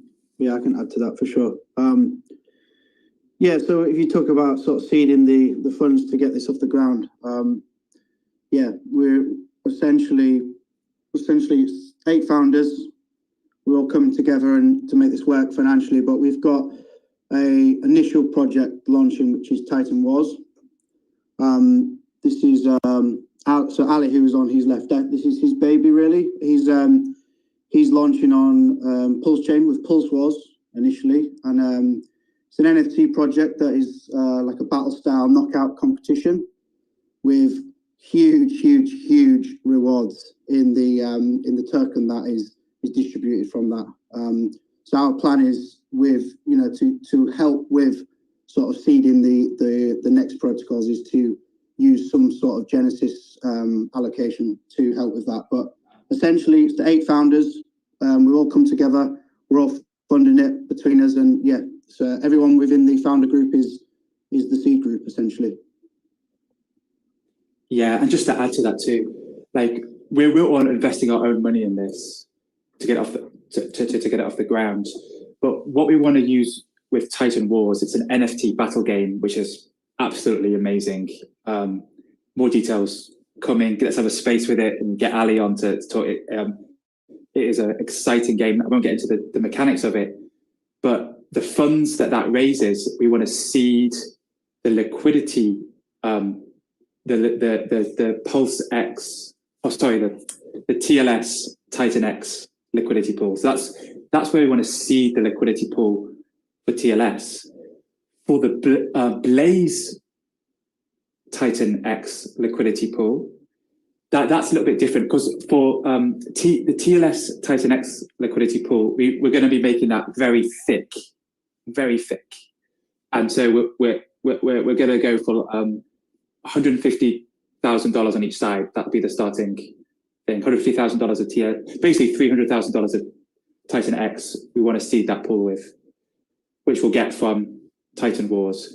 But with the Blaze TitanX liquidity pool, that's going to be started in the same way that TitanX liquidity pool was started.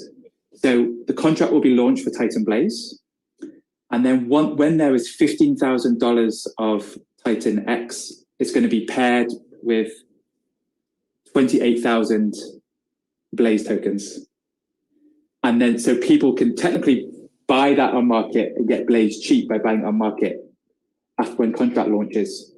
The mechanics of the launch we can get in later. There's a few things like few things to add because that I won't get into now. But that's where the seeding comes for the liquidity pool. And that's a great, really, really good question.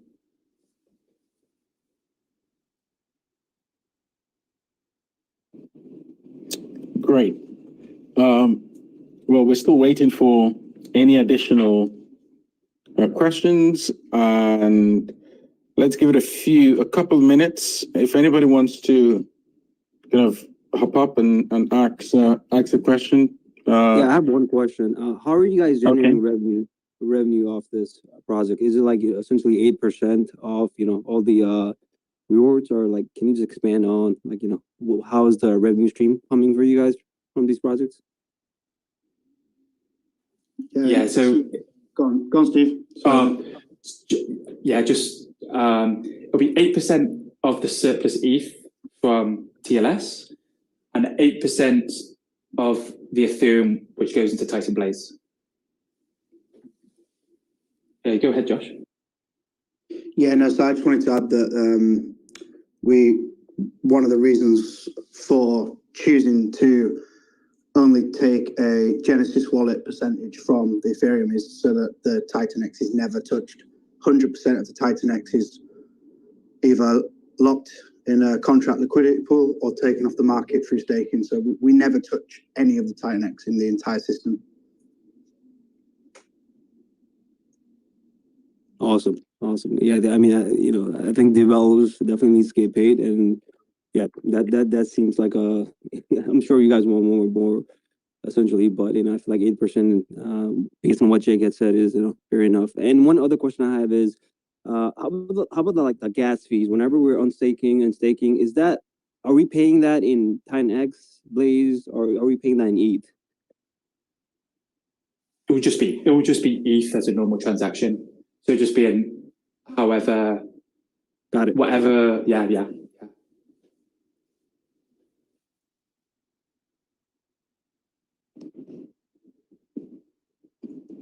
Great.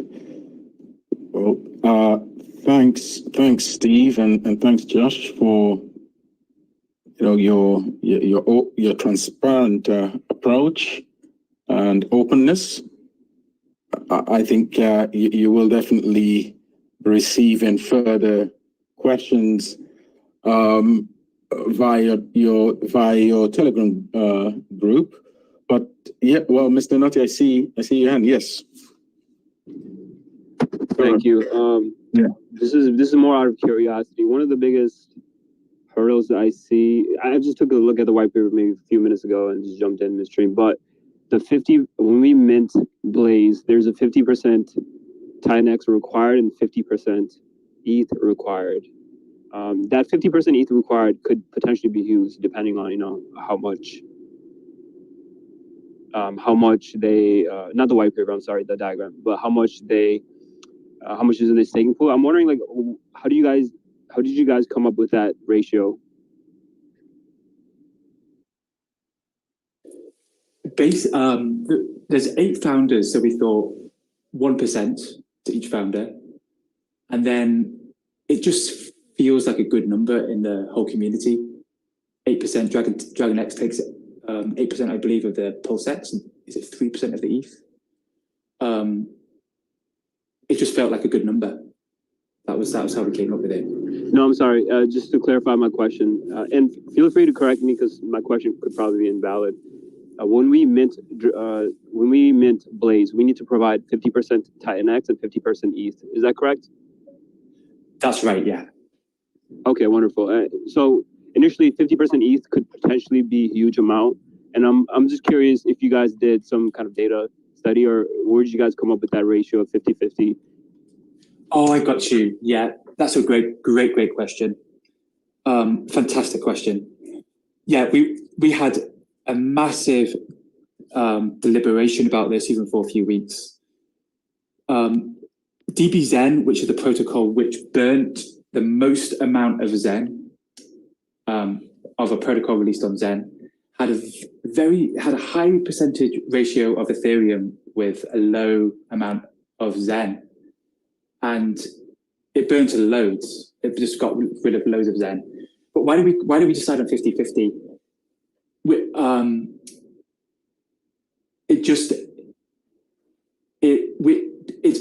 Because of the flow of value in the system. We don't want a low amount of TitanX, a lot of Ethereum. We want a high amount of TitanX coming in the system for a start. We don't want to go higher than 50% because we want the reward pools to be desirable. So we don't want to go more than 50%, but 50% works out a great number because that value is going into TLS and then coming back to Blaze through the Ethereum surplus. So it's kind of like we felt it wasn't, we deliberated a lot, but it was a great number to get them to maximize the amount of TitanX coming off the market.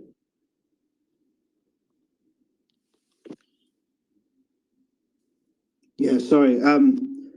It was, like Steve said, we went back and forth on this for weeks. It was trying to get there's a fine line between going too heavy ETH, too heavy TitanX, and how it would complement the rest of the system. And I think ETH has to be looked at as, the carrot on the stick to draw in participants. Everyone come to TitanX because they want that juicy ETH yield from the stakes. And we saw that model and we thought, well, we want to burn as much TitanX as possible. So we need to give people what they're kind of coming for, and 50-50, 1-to-1 seemed about right. It was just, we've sort of taken an educated assumption of what seems right for the ratio. And I think, if you're drawing in lots of participants for Ethereum, they have to burn TitanX to get the to participate in that. So yeah, that just seemed the right thing to do.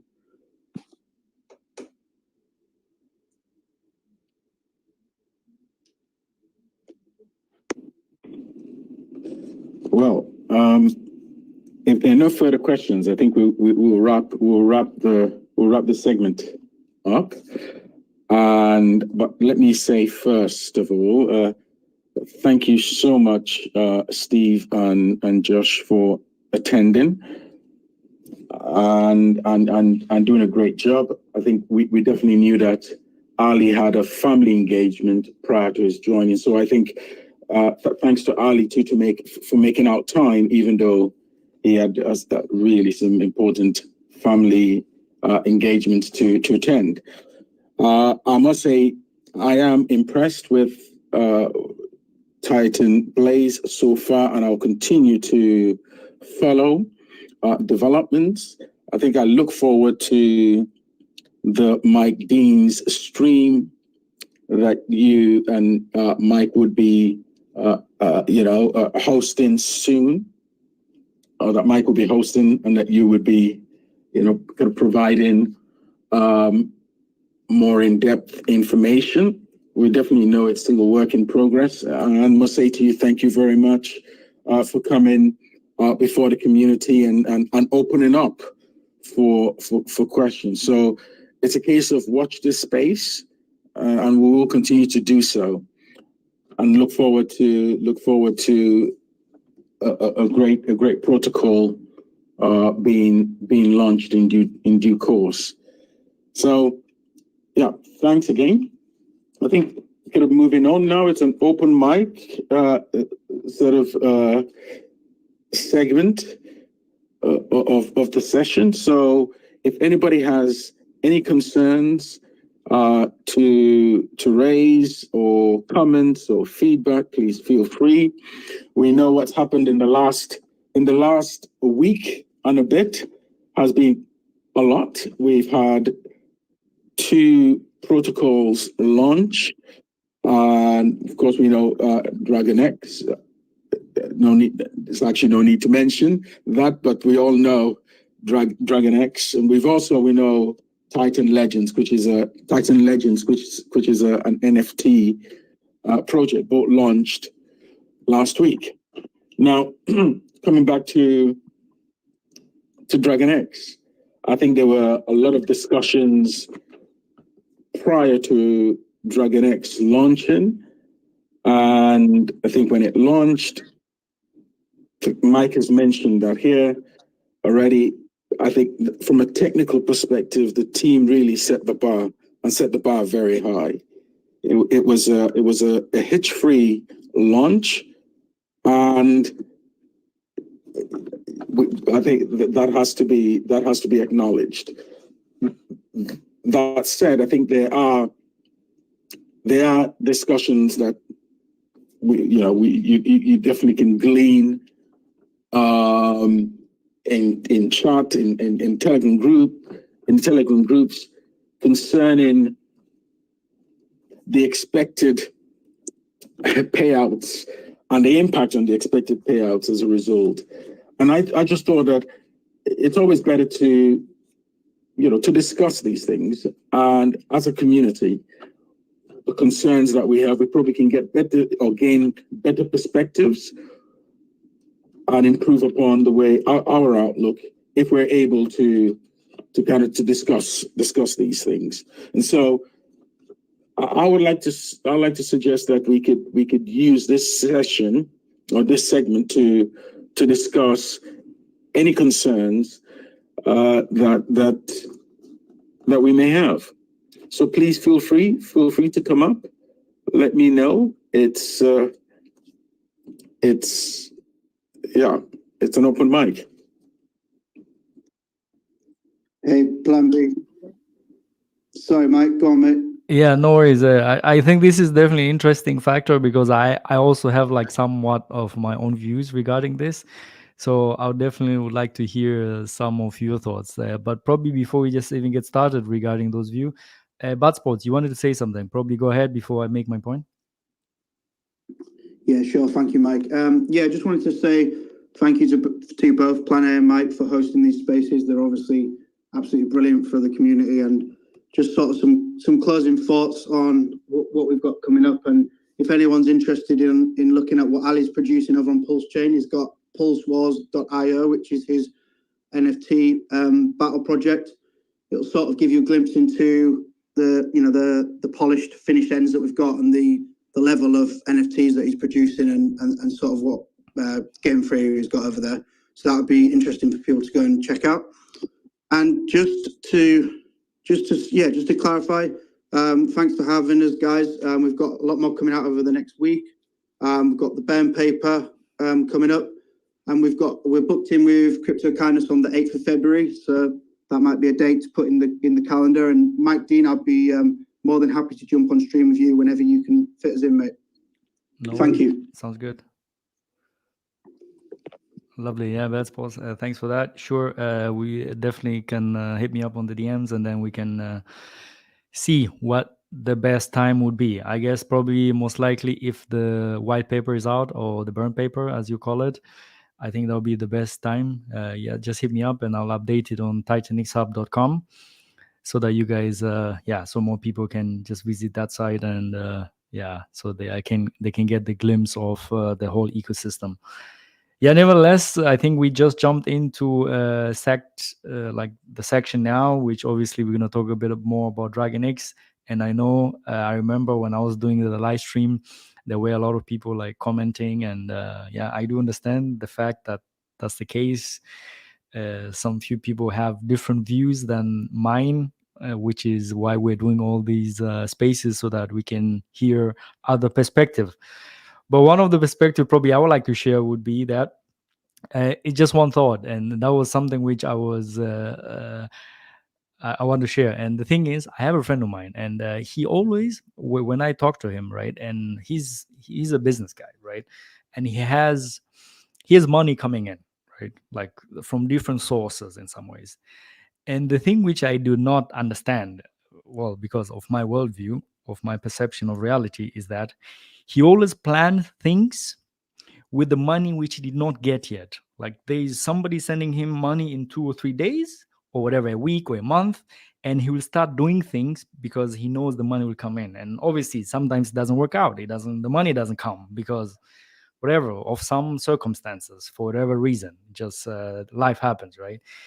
So for me, it was always like, okay, I cannot, this is the way I live my life, is I don't live that way. It's like, of course, their perception of the future, what it's going to do, but I have the idea what the future will bring, but I cannot have 100% certainty that's going to happen, right? So of course I plan the future like everybody else, I guess, but I give it some probabilities that maybe some few things will not happen as I see it. And so for me, it was rather like I saw a lot of people reacting regarding this TitanX thing. And I was just like, okay, sure, you plan for something for the future, and this is not what you're getting because, well, something else happened, right? And now we can probably discuss like, okay, could they have done it better? Is there a better way of doing it? Sure, that's another discussion, let's say. But yeah, the reality, I accept reality. When reality happens, I just accept it as it is in some ways, right? I mean, that's probably more my mindset of things. I guess probably there's better ways out there, but I would like to hear your thoughts on that. And yeah, probably I can adopt a better mindset, how to view life and projects and all other things. Anyway, that was like my few thoughts there. Sorry for rumbling for too long sometimes. No, Mike, thank you. That's definitely a very important perspective, and definitely thank you for that. I think we take a look at the date 28. I think we had approximately 3 million USD worth of ETH paid out, and day 90 is just under 6 million or 6 million USD worth of ETH. So those 2 days amount to 9 million. And of course, day 90 will occur in a few days' time. That payout will occur in a few days' time. So yeah, it's definitely been a sensitive topic. I think if I may give my perspective as we wait, of course, for sort of others to give theirs, I'll say with TitanX, we have a rock solid protocol. It's got a strong base. We've got deep liquidity. On every front, in terms of liquidity front, we really have by far exceeded expectation. So yes, deep liquidity, but there are risks, and the risks are evolving. And so the mitigation of these risks have to be timely. And that is the way I view TitanX. It was a mitigation of a risk that was evolving, and it happened in a timely way.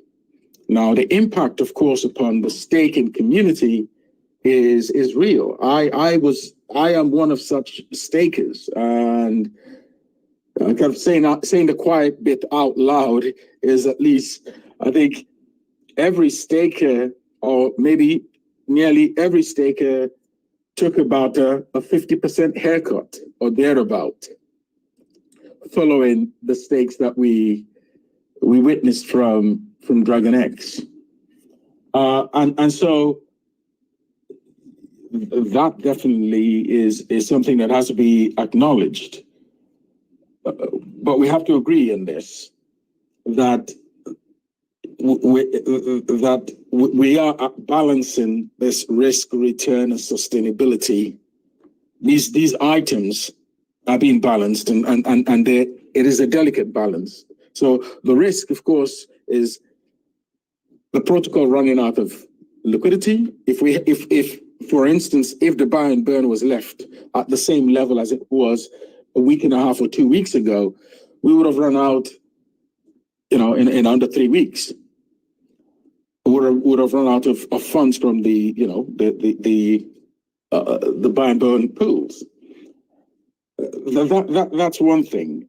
The return on capital being the amount that we staked is definitely another thing. I think, as Mike has mentioned, definitely these were fully funded positions, but the payouts hadn't occurred, and we definitely were aware that any whale could have stepped in and staked a significant amount, and stakers would have been diluted. In this case, it's not a human whale, it's a protocol whale that has stepped in, but it's a benevolent whale. If we look at it this way, long term, not to bore us with the details, but we know I'll take it that we know how this would work. This is not a whale that is cashing out and taking the funds out off the protocol.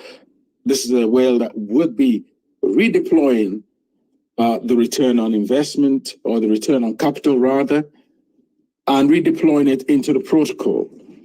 Now, I take the 50% haircut or thereabout as a sacrifice for the protocol long-term sustainability.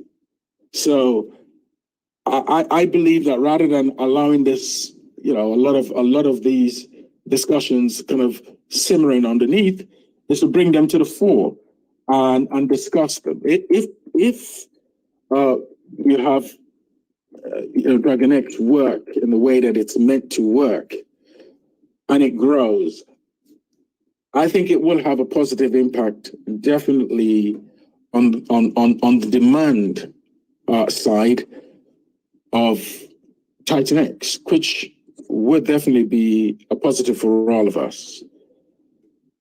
So I really want to say, expectations are high given the excellent performance of TitanX. We definitely know that, and we definitely want a system that would serve the entire community quite well. And so I think that this is a net positive. A situation where over 90% of the ETH that was being paid out was simply leaving the system was not sustainable. I think that much we can agree. So long and short of it, this is where how I see things as well. As mentioned, I'm one of the stakers as well that definitely got hit, and made the TitanX experiment continue. And so far it seems that we're setting, things are being set up for some great things to come. With these protocols that are being built, I think within the next 2-3 months, things may very well be choppy as these protocols are being built and launched. But when they're all fully built and launched, I think we would, and that includes Hyper and Shogun. I think we definitely would recognize the full impact of this, of TitanX as a beneficial protocol to those who are participating. So does anybody have anything to say or anything to contribute? Well, Plan A, I actually wanted to build off that point. One thing that really keeps me engaged in TitanX is obviously the community, but the protocol itself is also very forgiving, right? Like we've seen a couple mini cycles in TitanX since launch, right? So in the beginning, the short-term miners were the victorious ones. They basically were selling to the market, making their money, and now the self-balancing system worked against them. Now the long-term miners are looking like the better play. With DragonX coming out, it was lucrative up until this point. DragonX comes out, but that doesn't mean that it's not going to self-balance itself out in the future, right?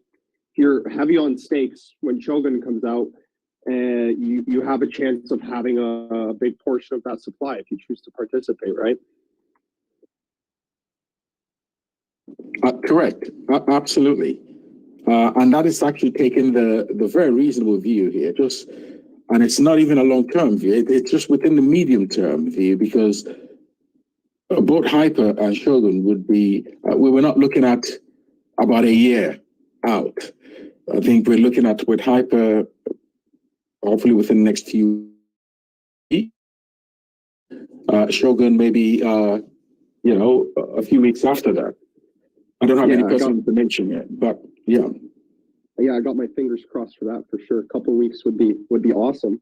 But yeah, like the point that it's a very forgiving system. So if at one point you feel you made a mistake, there is a chance that the lever is going to turn in your favor at a future date. It's just a matter of time. It's not a very stagnant system. There's many ways you can play it. It's just about looking for the right opportunities in the right time frames. That's correct. And I think if we look back when joined as a guest, he definitely did say that, or recommend that we should keep an eye on how whales are behaving, and follow the actions of whales, because whales, of course, go after the liquidity in these protocols, and TitanX is no exception. We definitely saw someone come in with about 400,000 USD worth of ETH. Bought TitanX off market and staked right away, and got almost 100% of what they put in initially, or the capital initially, and the payment would be, or the payouts would continue in an ongoing fashion. Now, again, going of that ETH being taken away out of the system, I think this is a case where the success of TitanX pretty much had to be managed. And 90% of ETH leaving the protocol simply wasn't going to be sustainable. So I think within that context, definitely DragonX was a timely mitigation. And I still think, in the medium to long term, perhaps, that staking within the entire protocol, within the entire ecosystem, will definitely be a thing. We've heard Titan Blaze are looking at staking. We've also, I think it's Titan Market. They're also planning on, just read their white paper, I think it was launched today. To TitanX. Long and short of it, the staking play within the TitanX ecosystem would still be something that anyone who wants to participate in can participate in, and benefit from.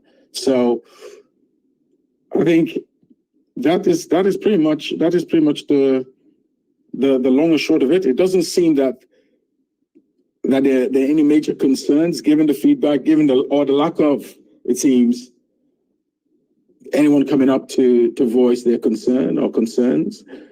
It's either that or we're just keeping it to ourselves. But long and short of it, I think TitanX ecosystem is growing. We're just approaching the 90th day. It's doing well as a community. We know that we have something here. And I guess what I would have to say is that let us continue to support the efforts of the different builders that we have, and the community as well. And if there's anything that anyone wants to raise or discuss, I think we know that it's a very open environment for us here to discuss or raise any concerns that we may have. So on that note, I think I'll again going to return it to you and say, please feel free to come up if you have any questions or anything to raise. I would like to invite Bonnie, man. We haven't laughed today, so maybe he can give us a laugh today. Bonnie, what's the story, man? I agree. Maybe he can bring a bit of a laugh today. So Bonnie, man, come up, request. I haven't seen your request yet. On the laptop, maybe plan A, you can send him a request, because on the laptop it doesn't work so well. And will do. Yeah. Will do. Yeah. By the way, shout out to Henny, my homeboy here. He's creating some new content, so please give him a follow, guys. I think he's definitely pushing also. Yeah, I think he's making some videos, like short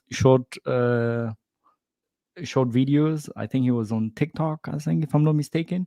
But Henny, probably tell us a bit. What are you trying to do, and how are you trying to get the word out there? Please give us some insights while we are waiting Yeah, no, for Bonboni. I'm on a couple platforms. I'm on Twitter, obviously. Just started this. Well, I didn't just start this Twitter, but I really started utilizing it when TitanX came out. This is the first time I really wanted to participate with the community, in that sense. And then I have a YouTube too, but there I'm just posting the videos I'm shooting on TikTok, downloading them and throwing them up. So my kind of like strategy with this is obviously to, hopefully on an intermediate level, help people understand how certain things work, how the markets work, how the markets think, that kind of thing. But my end goal is eventually to network with other ecosystems, other projects I'm in, and eventually cross-reference them into TitanX. And yeah, let TitanX do the talking, let people know about it. And then they see it 1, 2, 3 times. Maybe one day they'll actually take a look, learn about it. And yeah, that's essentially what I want to do. I want to network out, not in, because I was in the Hex ecosystem and I did want to bring this up. One of the biggest drawbacks I found in that eco, it was an echo chamber. People were just talking to Hexicans about Hex. There was nothing going on the outside. So it's just like this giant bubble of people voicing their opinions, arguments, drama, whatever the case is, right? And I think we have a clean slate here, brand new community, and we can learn from that rather than, obviously we have to network inward, but we also have to network outward because we need more people coming into the system. So it's obviously sustainable. Shout out to you, Henny, and that's pretty great, I think. I mean, if you just check on the my Dune dashboard, we have unique addresses. It's 13,122. And if that number goes up, it's a function of reaching out to, let's say, other communities. And so we need this number to go up. I mean, that's the only way, basically, to grow anything in some ways. So anything wants to grow, and well, in crypto, it's just like, well, the unique users who are coming in is the most important factor. So pretty much everything else is just whatever people can do is drive. This number is the real factor, the unique users, and if that goes up, that's what means we're growing. And if that number is not growing, is like, well, we're not growing. That's the fact. So shout out to Henny for trying something new. And I think we should definitely give him a follow. So you go to Henny baby account. He's at Crypto Monkey. Yeah, and go and visit, man. That's I think it's important to have more people coming in and creating something new. Obviously, I have my own ways of viewing reality, and that's what I'm gonna do. And he has another view, and that's what he's gonna do. Anyway, I don't want to bore you off too much on my monologues here. Bonboni, where you at, man? We need you. Bonboni, I have sent you an invite. I don't know whether you've seen it yet. Bonboni, man, come, man. It's almost 2 hours and 15 minutes. We haven't laughed enough today, man. We need a laugh today. Yeah. Bonboni, can you give us a thumbs up if you've received the invite, because it has been sent. Yeah. Is this the real Bonboni, or is it somebody impersonating Bonboni? It's like, yeah. Anyway, shout out to Bonboni. If you listen to us, please get up here, give us your insights. Yep. And you're very enthusiastic, and I like that. Yeah. And yeah, by the way, Henny, there is a comment here regarding your points which you made. Volt on YouTube is saying, completely agree with that Henny saying. Yep. So shout out to you, Henny, man, and shout out to Volt. Thank you definitely for your support there. And thank you, guys. Thank you. Yeah. Just keep on doing what one you're more doing. thing. Go ahead, man. One more thing I wanted to say about networking, like, it doesn't necessarily have to be within crypto, right? Like, you don't like, if you're networking, you don't have to network to people in this industry, if you want to call it that. Networking is something as simple as, like, I don't know, if you're interested in, let's say, I don't know, wine tasting, you know, go network, go meet people in wine tasting. And if you want to push this project forward, if you believe in it, there will be opportunities to bring it up. You know, usually if you're surrounded by people like-minded like you, they're going to have some sort of itch for investing or participating, whatever you guys want to call it. And that's the biggest thing. It doesn't necessarily have to be vampire attacking other projects or anything like that. If you just go out, you know, in your own sphere of life, whether it's crypto, whether it's business, whether it's your work, family, whatever, as long as you are networking and then eventually letting people know, if you're a believer of this ecosystem, that's all that it takes. Somebody has to hear it a couple times, and then that's enough interest to potentially go on Deck Screener, look at the chart, go on Mike Dean's tool. And that's actually another point I wanted to bring up. Mike Dean is going to be, we actually spoke recently.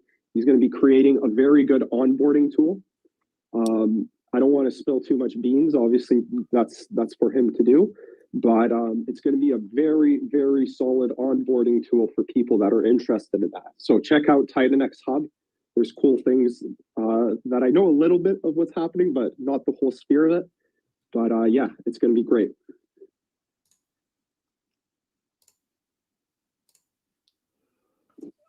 %100%.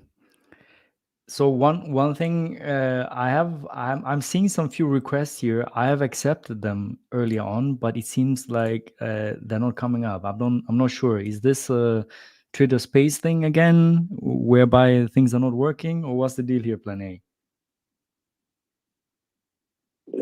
I've actually taken another look at it, and they were earlier a few requests when Titan Blaze were, you know, when the team was actually given their kind of insights. But no, long and short of it, I don't see any now.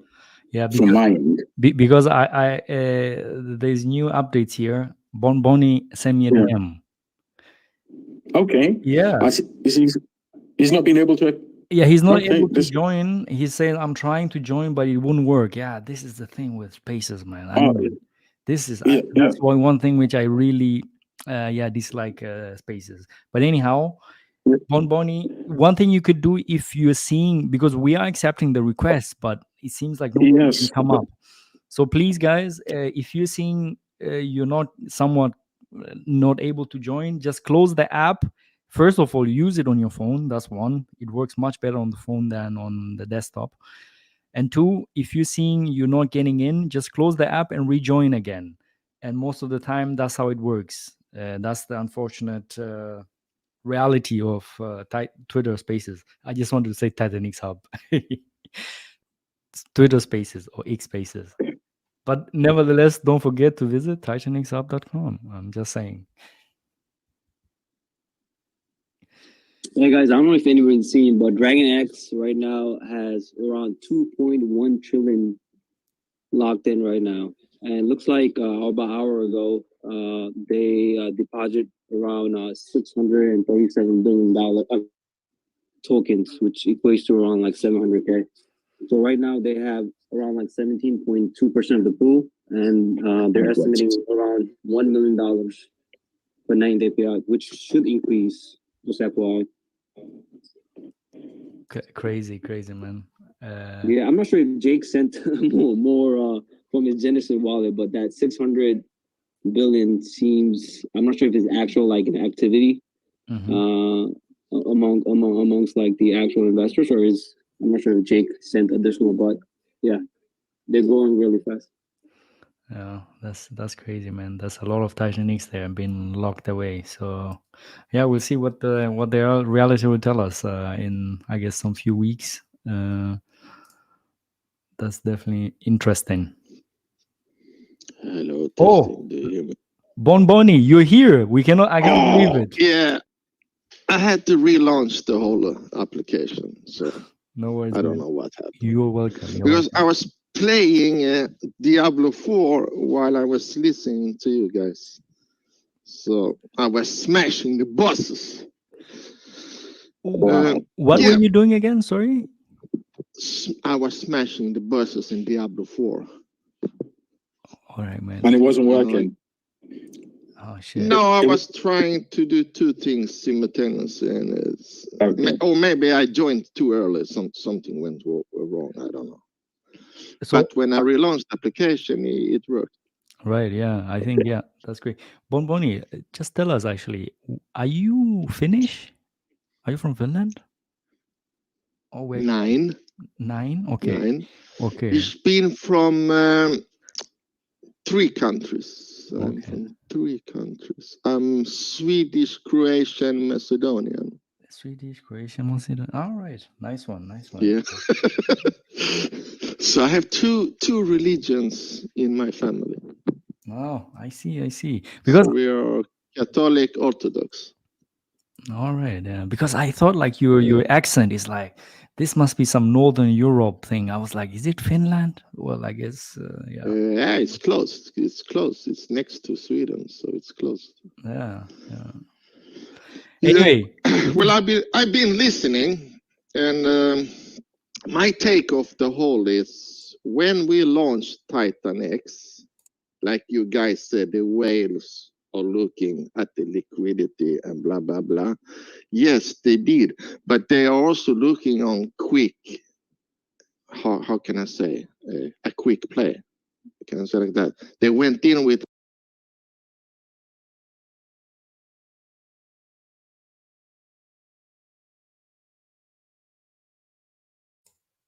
guys, sorry, it seems like I got drugged by Elon. Something is not working here, so I'm gonna try to rejoin. So let me see if that works. Give us a second here. So plan A. Plan A. Oh, come on. Oh yeah, there it is. Plan A. So just 1 second, guys. I'm gonna try to rejoin. So let's see. If you understand it. Agreed. Yeah, yes, absolutely. It seems like That's we're back, very guys, right? clear and well stated.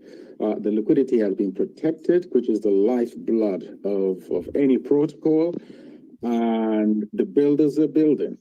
Yeah. So definitely, it's all good. Yeah. All good news. So, Yeah. So for all our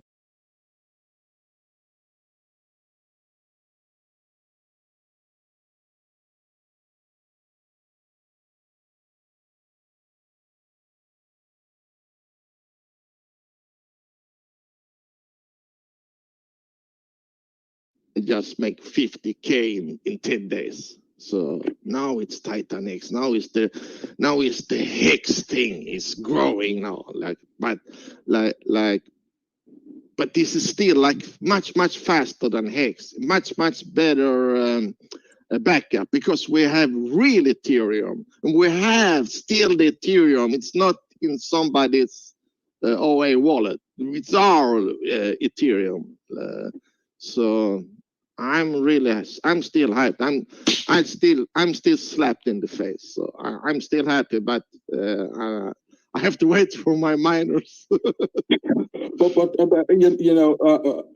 Bunny, it turns out that your play was a very superior play, because I remember you saying this earlier on that you were just mining, and so yeah, kudos for that. Yes, yeah.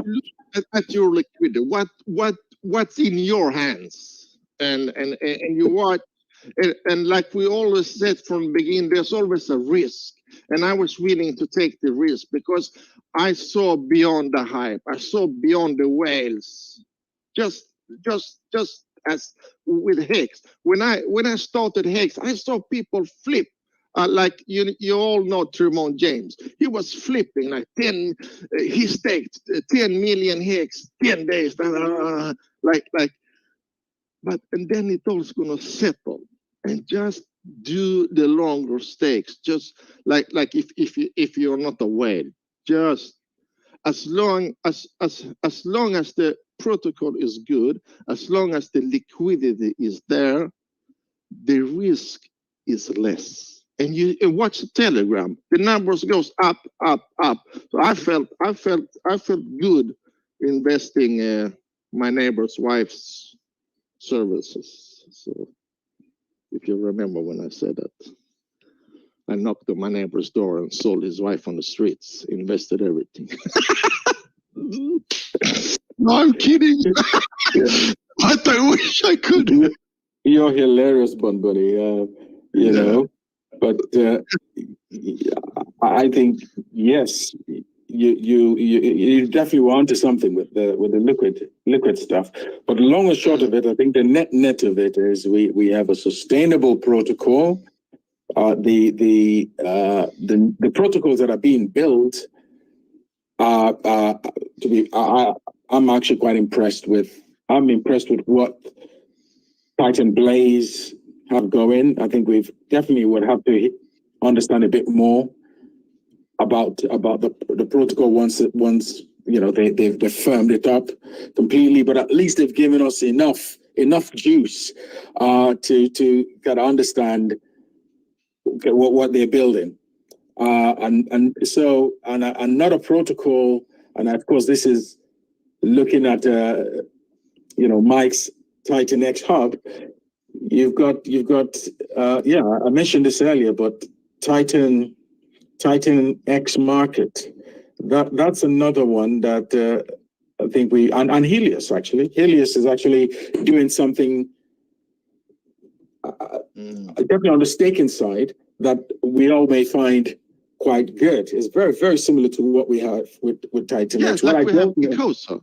Yeah, correct. Yes, but what I don't know for sure is how the T rank. Well, it's T rank on Titan side bonus, the T rank bonus. How that would work, whether it will be the same or less. But Helios is actually one to look out for, and there are others that seem to be in the pipeline. So I think if we look at those three that are in the pipeline, putting aside DragonX that is launched.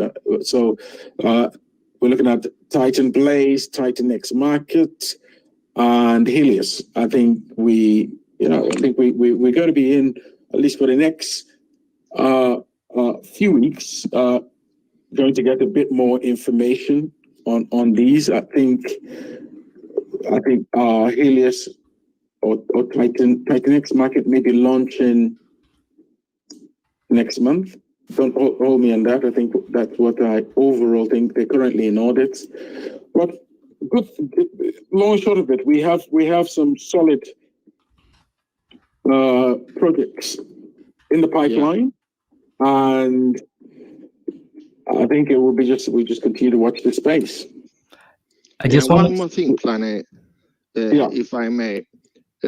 Also look like it's we have only grown 90 days, and look like I always want to how do you say this English word? I'm looking at old like let's say I'm looking a lot on Hex. Like what's the big difference here? When what made Hex launch, what made Hex hype, it was Richard Hart. And who is Richard Hart on TitanX? It's me. It's you. It's you. Yeah, it's you. You are. Because on Hex, everybody's just sitting waiting there. Richard, oh, Richard is a god. Oh, Richard. But here we are all Richard. Look at Mike Dean. He's Richard. Look at you, Plane. You Richard. Like it's not just Jake. Oh, Jake. Can you do something? There's no Jaking here. We are building it. We are evolving it. We like here we are out in the spaces. We are making things happen. Not Jake. Jake is the founder, but he's not making it hype. He's not making it grow. He just made us all come together. That's the power of TitanX. That we are all Richard Harts. There's not one God. Also remember that's That's why I'm also bullish. That's why I'm still here. That's why I'm keep mining, like because we actually have something that is ours. And where is the Ethereum? It's in our liquidity. We have it. We are the OA. Like, oh my God, I'm so bullish on this. Oh my God. Like I really love TitanX. I can't help myself. I'm so happy I'm here. I think the point you've made is well taken and so true. It's a community project in the true sense of it, and we all have to push this, push it forward and be the ambassador or ambassadors for TitanX. Definitely. A crypto bag. Over to you. Yeah, TitanX market it opened February. Sorry? TitanX market it opened in February. I'm not quite sure about that, so I'd rather say don't quote me on that, but I think going to their Telegram group would be the best thing to do. I think as far as I'm aware, I think they're either in audit, it's currently being audited or about to, and so I really don't know for sure, but I can chime in there a little bit. Please. So this is just in general, right? Obviously, the easiest way is to just go to the Telegram and see this. And obviously, how do you get there? The easiest way is to just go to TitanXHub.com. All the projects are listed, and TitanX Market is also listed. And you can click on the white paper. They released the white paper, and I have linked it up. So if you go to TitanXHub.com, and TitanX Hub is currently at the 7th place. And on the column white paper, you can just click that and it will take you to the white paper. So you can definitely read more into it. And on the same website, TitanXHub.com, there's a column which is the project links. And you can click one of the links, which is, there's 3 links. One is the Telegram group, one is the Twitter, and the other one is just the website, which they have.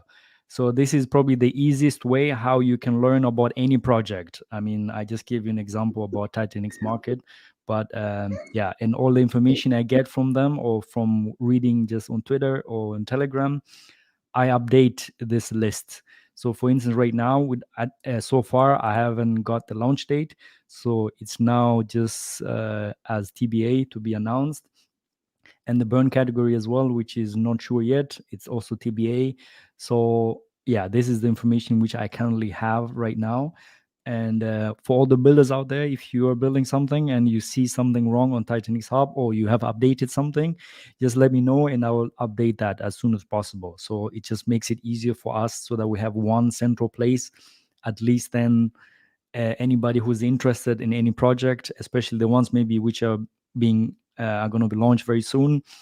The white paper can be here and can be linked straight away so that, more and more information. It's easier distribution. Let's put it that way. Because for me, one thing which I created the site is it was so painful to gather all the information. It's like, okay, maybe I heard something about the TitanX market. Okay, but now I want to learn a bit more about it. Okay, do they have a white paper? I don't know. What is their Twitter? Oh, okay, this is their Twitter. What is their website? Or what is their Telegram? Like all these things, like you have to answer over and over and over again, like especially for me. And the thing was like, okay, I'm gonna create a Google Docs, Google Sheet more. And then it's like, okay, let me share it with other people because I experience pain and I do something about it so that the pain goes away. And I just imagine other people probably experience the same pain, and hopefully this is the solution. So anyway, if you anything, TitanXHub.com, I'll try to keep it as updated as possible, and at least then you can take it from there. I cannot keep up with everything for sure. I mean, this is my attempt now to at least keep up with things, and potentially it will help you to keep up as well. A long monologue, but hopefully you get a point. Thanks, Mike. Definitely a very, very important tool. And I think we definitely would sort of looking forward to, to it developing, and it's definitely a very important resource for the community. I must say, I think Mask is here, and can I just mention to everyone that Mask has started a TitanX hangout or Fridays hangout, and for anyone, I mean, I would encourage every one of us to join. I think we've just been talking about getting the word out to not just TitanX community, but of course beyond.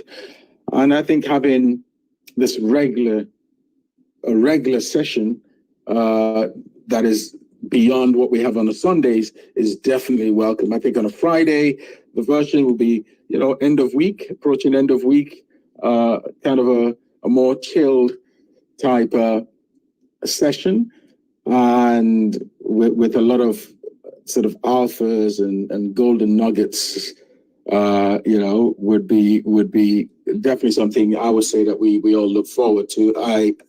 There was, I think Mask hosted one last week, Friday, and I attended, and it was really good.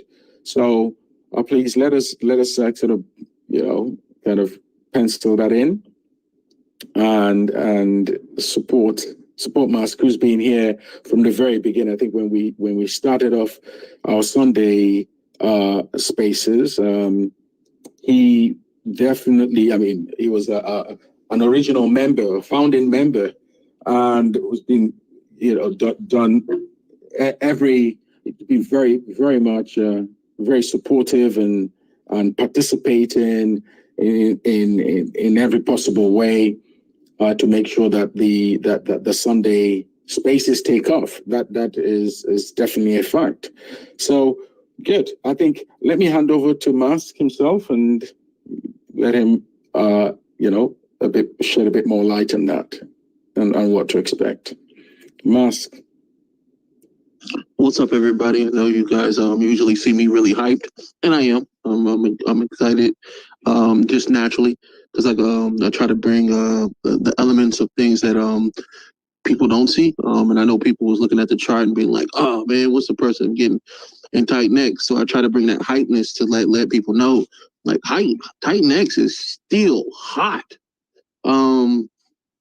Like still hot, especially with the new stuff that's coming on Dragon X, and then I'm hearing about Blaze, and then I'm hearing about a marketplace. Like within the next couple of months, like bro, we are on, like we're catching fire. We're catching fire. Well, as far as the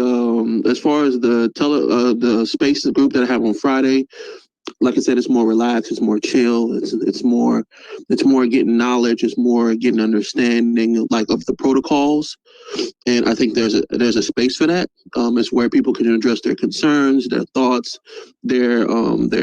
what people sometimes people perceive as FUD.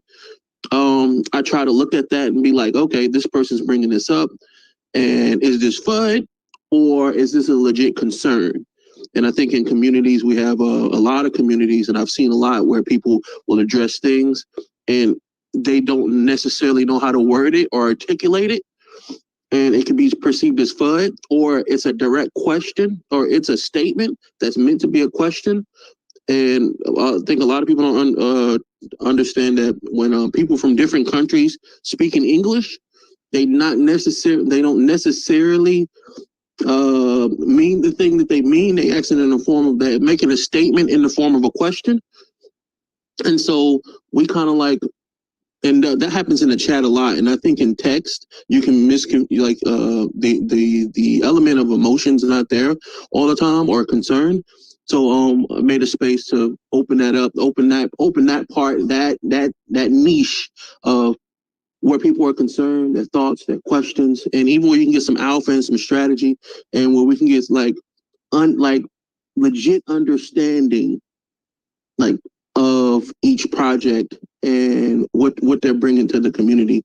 That's basically what we offer on Friday. Like I said, in a real chill, relaxed knowledge-based, intellectual-based space where you can just pull out your concerns, your thoughts about any project that's built on TitanX, and you can get an answer for it, or you can get a response for it. Definitely. Other than that, Plan A, thank you for shouting me out. Man, like I said, I thought what you did when we first got on was a great thing. I just vibe with it, man. When you opening up people to making people more aware of what's going on, can do nothing but love that. But I appreciate you for the shout out. If you want to get onto this thing on Friday, all you have to do is follow me, and once you follow, it'll go from there.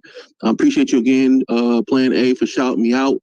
Man, you've been great. Like, I've been loving these the Sunday ones. Definitely got a little more free time, and a better phone, so I'm gonna be here more often. Appreciate you greatly.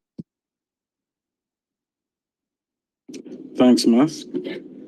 Great. Does anybody else have anything to say? Please do let us know, and we'll definitely bring you up. Bunny, I think you were pretty much kind of mid-flow before we sort of segued. I don't know. Do you want to finish up on the point or points that you were making? I think people understand, and I'm trying to guide them what they should look at, how much of risk they should take, and how much they should believe in something yeah. I'm just trying to guide them, because you all have to do your own research, and that's why this space is also good, like what you're doing here, Plan A, and the work Mike Dean is doing. Oh my God! Do you understand the work behind everything he's doing? That's not like an average person. Mike Dean has a really good background. If somebody knows what the hell he's doing, if somebody knows to read code, if somebody understands the protocol, it's Mike Dean. And he is so heavily invested with his time, with his life in this protocol. So, yeah. If you don't understand that, go take a also deeper dive to Mike Dean. You really understand. And we have just started. We're only 90 days. And look what we have accomplished. I'm so proud of you, of every Richard Hart person here on TitanX. Thank you so much, guys. Just keep this going. Thank you, and thank you, Plan A. Thank you for everything you're doing.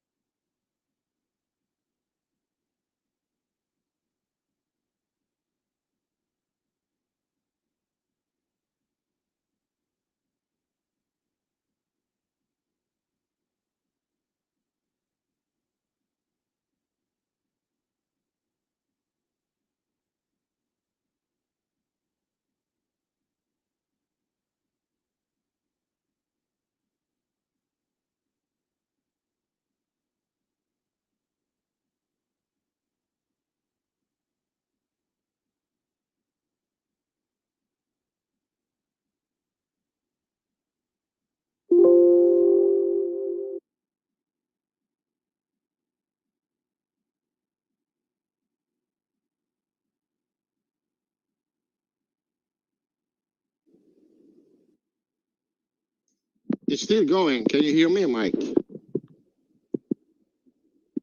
Okay, now Plan A is talking. He is having a speech right now. You interrupted him.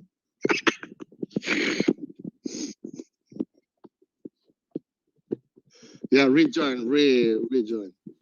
Sorry, Plan A. Sorry.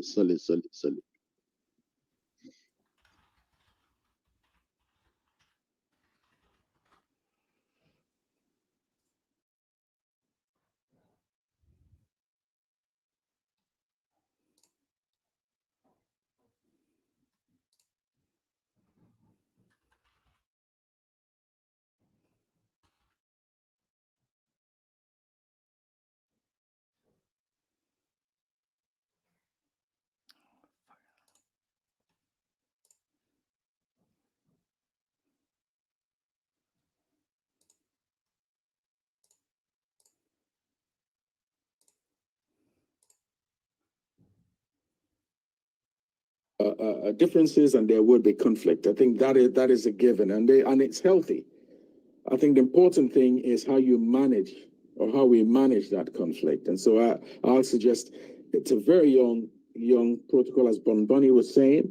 We're pretty much just approximately 90 days old. We're under 90 days old, and we have come up. We've covered a lot of ground in that time. So I think we continue to do community here.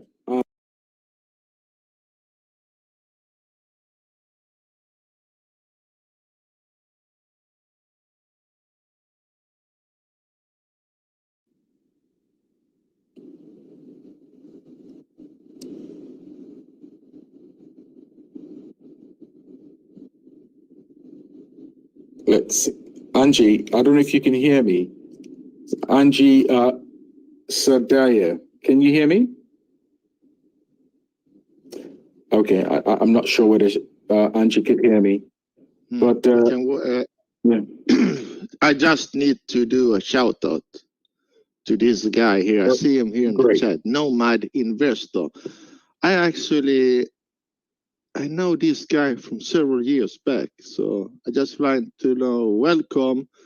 Nice that you found TitanX, Nomad Investor. Well done. Nice to see you. Yeah, go ahead, Mike. Come back again, guys. Yeah, as nothing new here. Spaces it still have a lot of issues. So yeah, finally I'm back because I was gone for a second, and then I was back, and then I couldn't hear anything. I was like, okay, but anyway, seems like it's working again, and I'm also streaming. So guys on YouTube, nice that you're still here. So yeah, I'll just continue. Oh, great. Good. Is Angie still around, or okay? I guess she's probably exited to come back in. But yes, I think that the point I was making, I think, has been made. Not to gonna drag it out at all. But yeah, does anybody else want to say anything at all as we approach the 3-hour mark? I think we can round up in 10 minutes. So if anybody has anything to say, please feel free. Yeah, just want to piggyback on what Bonnie was saying. Like, we got an amazing ecosystem, and not only that, an amazing community,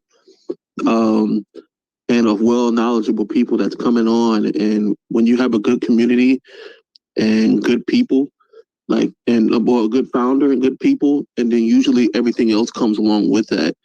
And that's what we're doing. We're definitely doing that, and I can definitely see TitanX, not financial advice, TitanX really going the distance. You know what I mean? Like that distance where top 10 distance.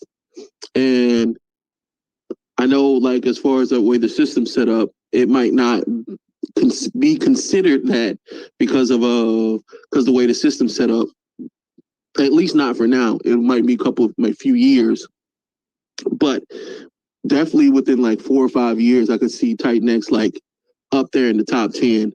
And when we'll be looking at, and we'll look at this moment, this 90-day moment, and realize, man, this was worth it, like completely worth it.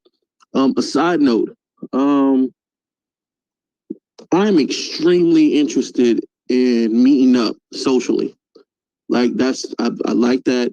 I understand this is an element of like social part and people online, but I am extremely interested in meeting up, and I would like to just gauge, what if we can, if you don't mind, Plan A, like the interest in like starting a meetup, like an actual physical meetup, because what's the point of having all this money if we can't enjoy it? I mean, I get you got your families and so, but like if you can't take a vacation every once in a while and like really relax, like what's the point of that? What's the being social outside of that? And I know a lot of individuals that have a lot of money and within the space, and they work 24/7 and they never relax.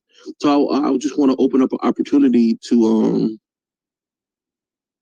I'm gonna call the name of the protocol Dragon's Quest. And I want it to be a social event where we can just go and we can probably travel to like Thailand, we can probably travel to the Philippines, places where people can go where they can just take their money and then let me once a year spend like a week and maybe 2 weeks max and just really relax and talk to people they know, they can socialize with, and we can really like have that social element, like conglomerate that's in person, because that's very, very important.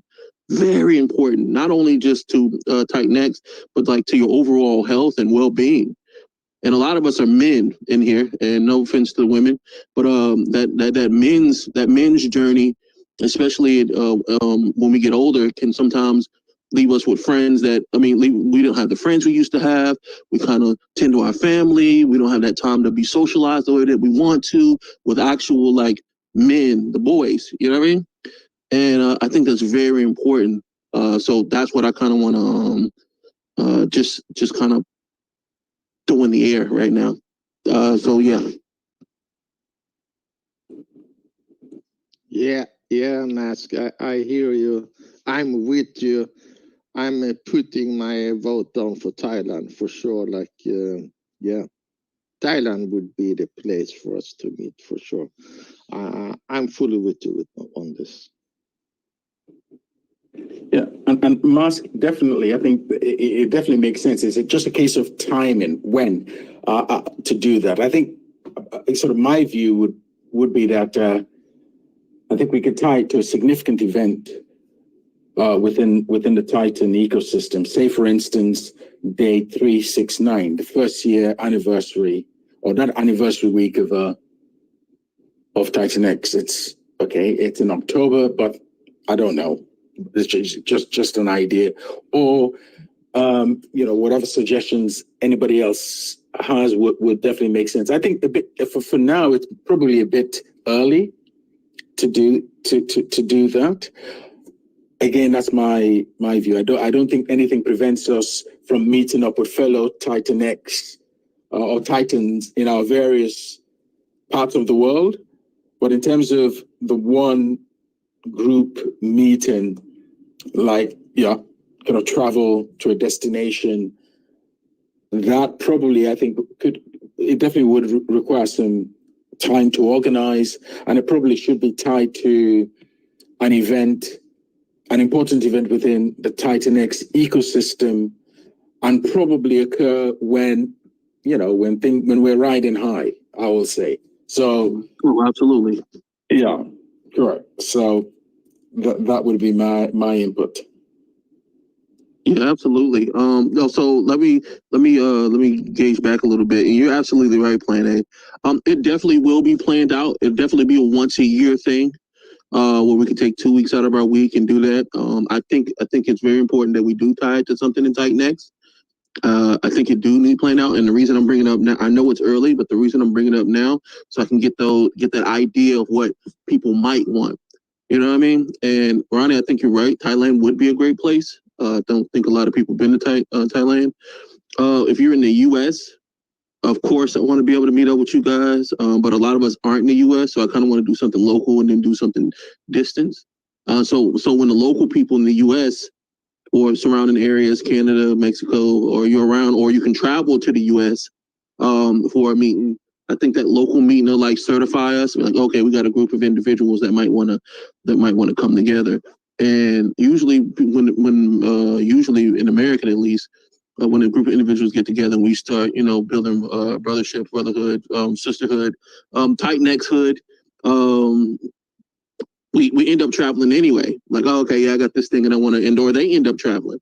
And so I'm kind of bringing this up now. So when the time comes, it's not, oh, you're going to Thailand, like a last minute thing, and people like, oh, I need to do this, so they can have that time to prepare. Guys, I'm in Toronto, Canada. So if you ever want to chug maple syrup or go play some hockey, come by. We'll definitely figure something out. Look at that. See what I mean?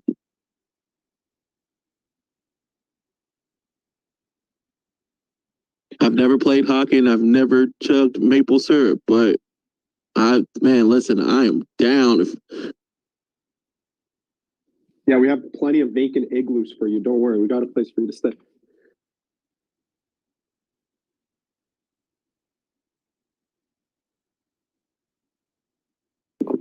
Great. Does anybody have anything to add to that? Anybody else? I think, Mascot, I know you've mentioned this previously as well. Probably, maybe if you want to sort of, you can start working on that and start sketching out a plan for it, and maybe have a poll running in the main Telegram chat as to which destination community members would prefer, and what time of the year, and at least having those two, having a good idea as to the preference of the community with respect to destination and time, and maybe a good way to start, and then sort of filling out the details further down once we know exactly roughly once we know the time and time of the year that we're looking at. I think that would probably be good. But yeah, I think we're almost there, almost on the hour, 3 hours in now. So I will suggest we start wrapping up. I must say thanks everyone who has taken time to attend, and those who are still here, and of course our listeners on YouTube. Thank you very much for making the time. I think Mike, do you have any wrapping up remarks before we close? Yeah, absolutely. So guys, thank you very much for listening in. I think we got some information regarding Titan Blaze, and so all in all, I think the projects building on top of TitanX, it's a great thing, and we definitely need these projects to build on top of TitanX, and that's the only way. Well, that's one of the ways we can definitely grow. And my contribution to all that building is obviously the TitanXHub.com, which is contributing in some ways also on building on top of TitanX. I'm not directly building on TitanX. There's no token or anything, but I'm trying to contribute in with the resources and abilities which I have, and that's TitanXHub.com. So definitely have a look and see, and maybe you'll find something interesting. And if you have any feedback, just let me know, so that at least I can definitely make it better. And obviously TitanX Hub, the goal is basically to create something where there's all the information you need to make an informed decision. So there's definitely more to come, and I'm hoping I can improve it, and let's see how things take us from there. But shout out to the people who joined. Shout out to Henny making more content. Shout out to Bon Bonnie. We had some technical difficulties, but I think we got back in.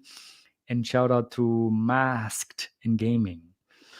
Shout out to you, man. I think I was on Friday on your stream or on your, what do you call it, space. I mean, yeah. So shout out to you, man, and shout out to everybody who is listening. And too much rumbling on my end, I'll leave it at that. Thank you very much. Thank you, Mike. Thanks as always. Henny B, do you want to say anything? As always, like really appreciative of you holding the space, allowing everyone an opportunity to talk. I'm gonna keep chugging away at what I'm doing. Gonna try to get my intermediate level knowledge out for anybody that might be newer to crypto or somewhat advanced. I wouldn't say I'm a veteran, but I wouldn't say I'm new. I'm somewhere in between there. So yeah, if you guys want to support that, give me a follow. But shout out to everyone here. Everybody showing up is also a big thing. The more people are in these spaces, the more eyes it catches. I saw a couple Hexicans in here. I don't want to call them out, but I saw, what was his face? Money Gang Crypto. Yeah, he showed up. He listened. So we're doing good things. Ears are listening, and we just got to keep being loud, right? Correct. I think at the height of it, when Titan Blaze, when the team was given their explanation, I think we had at one point 126 people listening in on this platform, spaces.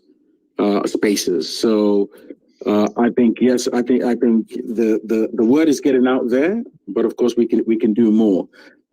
And so yes, let's see, Bon Bunny. I want some air. Yeah, Henny, you nailed that one, Henny. And here I'm back again talking comparison with Hex. Just to fill in on Henny. I don't know, like not all of you, but at least many of us are or have been in Hex. And for us who has been long in crypto, who knows when we're listening to YouTube on like how much we should listen and there is a guy, 21JAN24. He was big in Hex, and he was the first guy who actually built on Hex. But there was not this like here on TitanX, we are so happy people are building. But when Trevon did it on Hex, nobody was like that grateful, or because everybody's on what. Richard Hart, they are so depending on Richard Hart and what he thinks, what he says. So 21JAN24, if somebody knows code, knows protocol, knows crypto, he really knows. And I watched one of his YouTubers because he actually made a YouTube because he saw so many Hexicans trying to push people out of TitanX because they are getting, the big bag holders. They need liquidity to get out.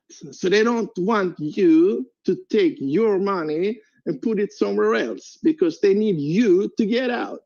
So that's why they are trying to FUD TitanX. But what 21JAN24 said on his YouTube, he said it like this. If you're in Hex and you're not in TitanX, there is only one explanation. You need to be stupid. You actually need to be stupid not to be on TitanX. Stupid. Okay, I'm done. That's mic drop. Amen. Amen, Bonnie. Well, I definitely see the link that was being made there. But yes, well made. Well, I think for us we focus on the task at hand, and we wouldn't be overly concerned about the FUD. I think, and that's the approach we've adopted. It served us well, and we will continue to travel on that path. Mask, do you want any closing remarks before we end the session? Man, keep your head on the swivel, keep your nose clean, and just make this money. Well said.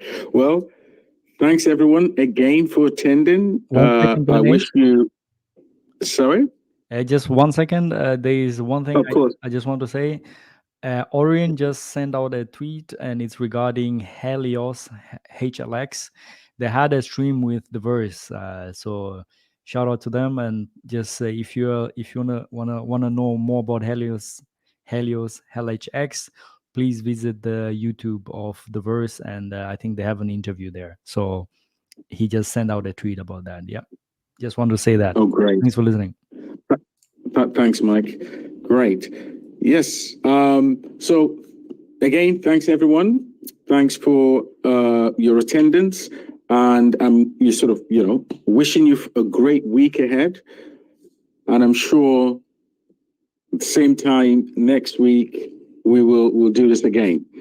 So again, thanks everyone, and those who have been listening to us on YouTube, thank you, and thank you so much. Okay. I think that's the end of today's session. And yes, we'll bring this to a close now. Thank you.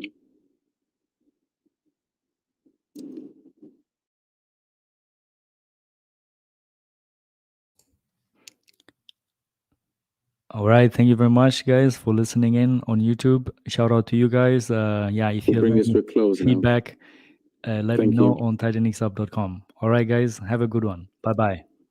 And Anshul, shout out to you. Thank you very much, man, and take care of yourself, man. Have a great Sunday, guys. I'm hitting the gym now or very soon. And don't forget about your health.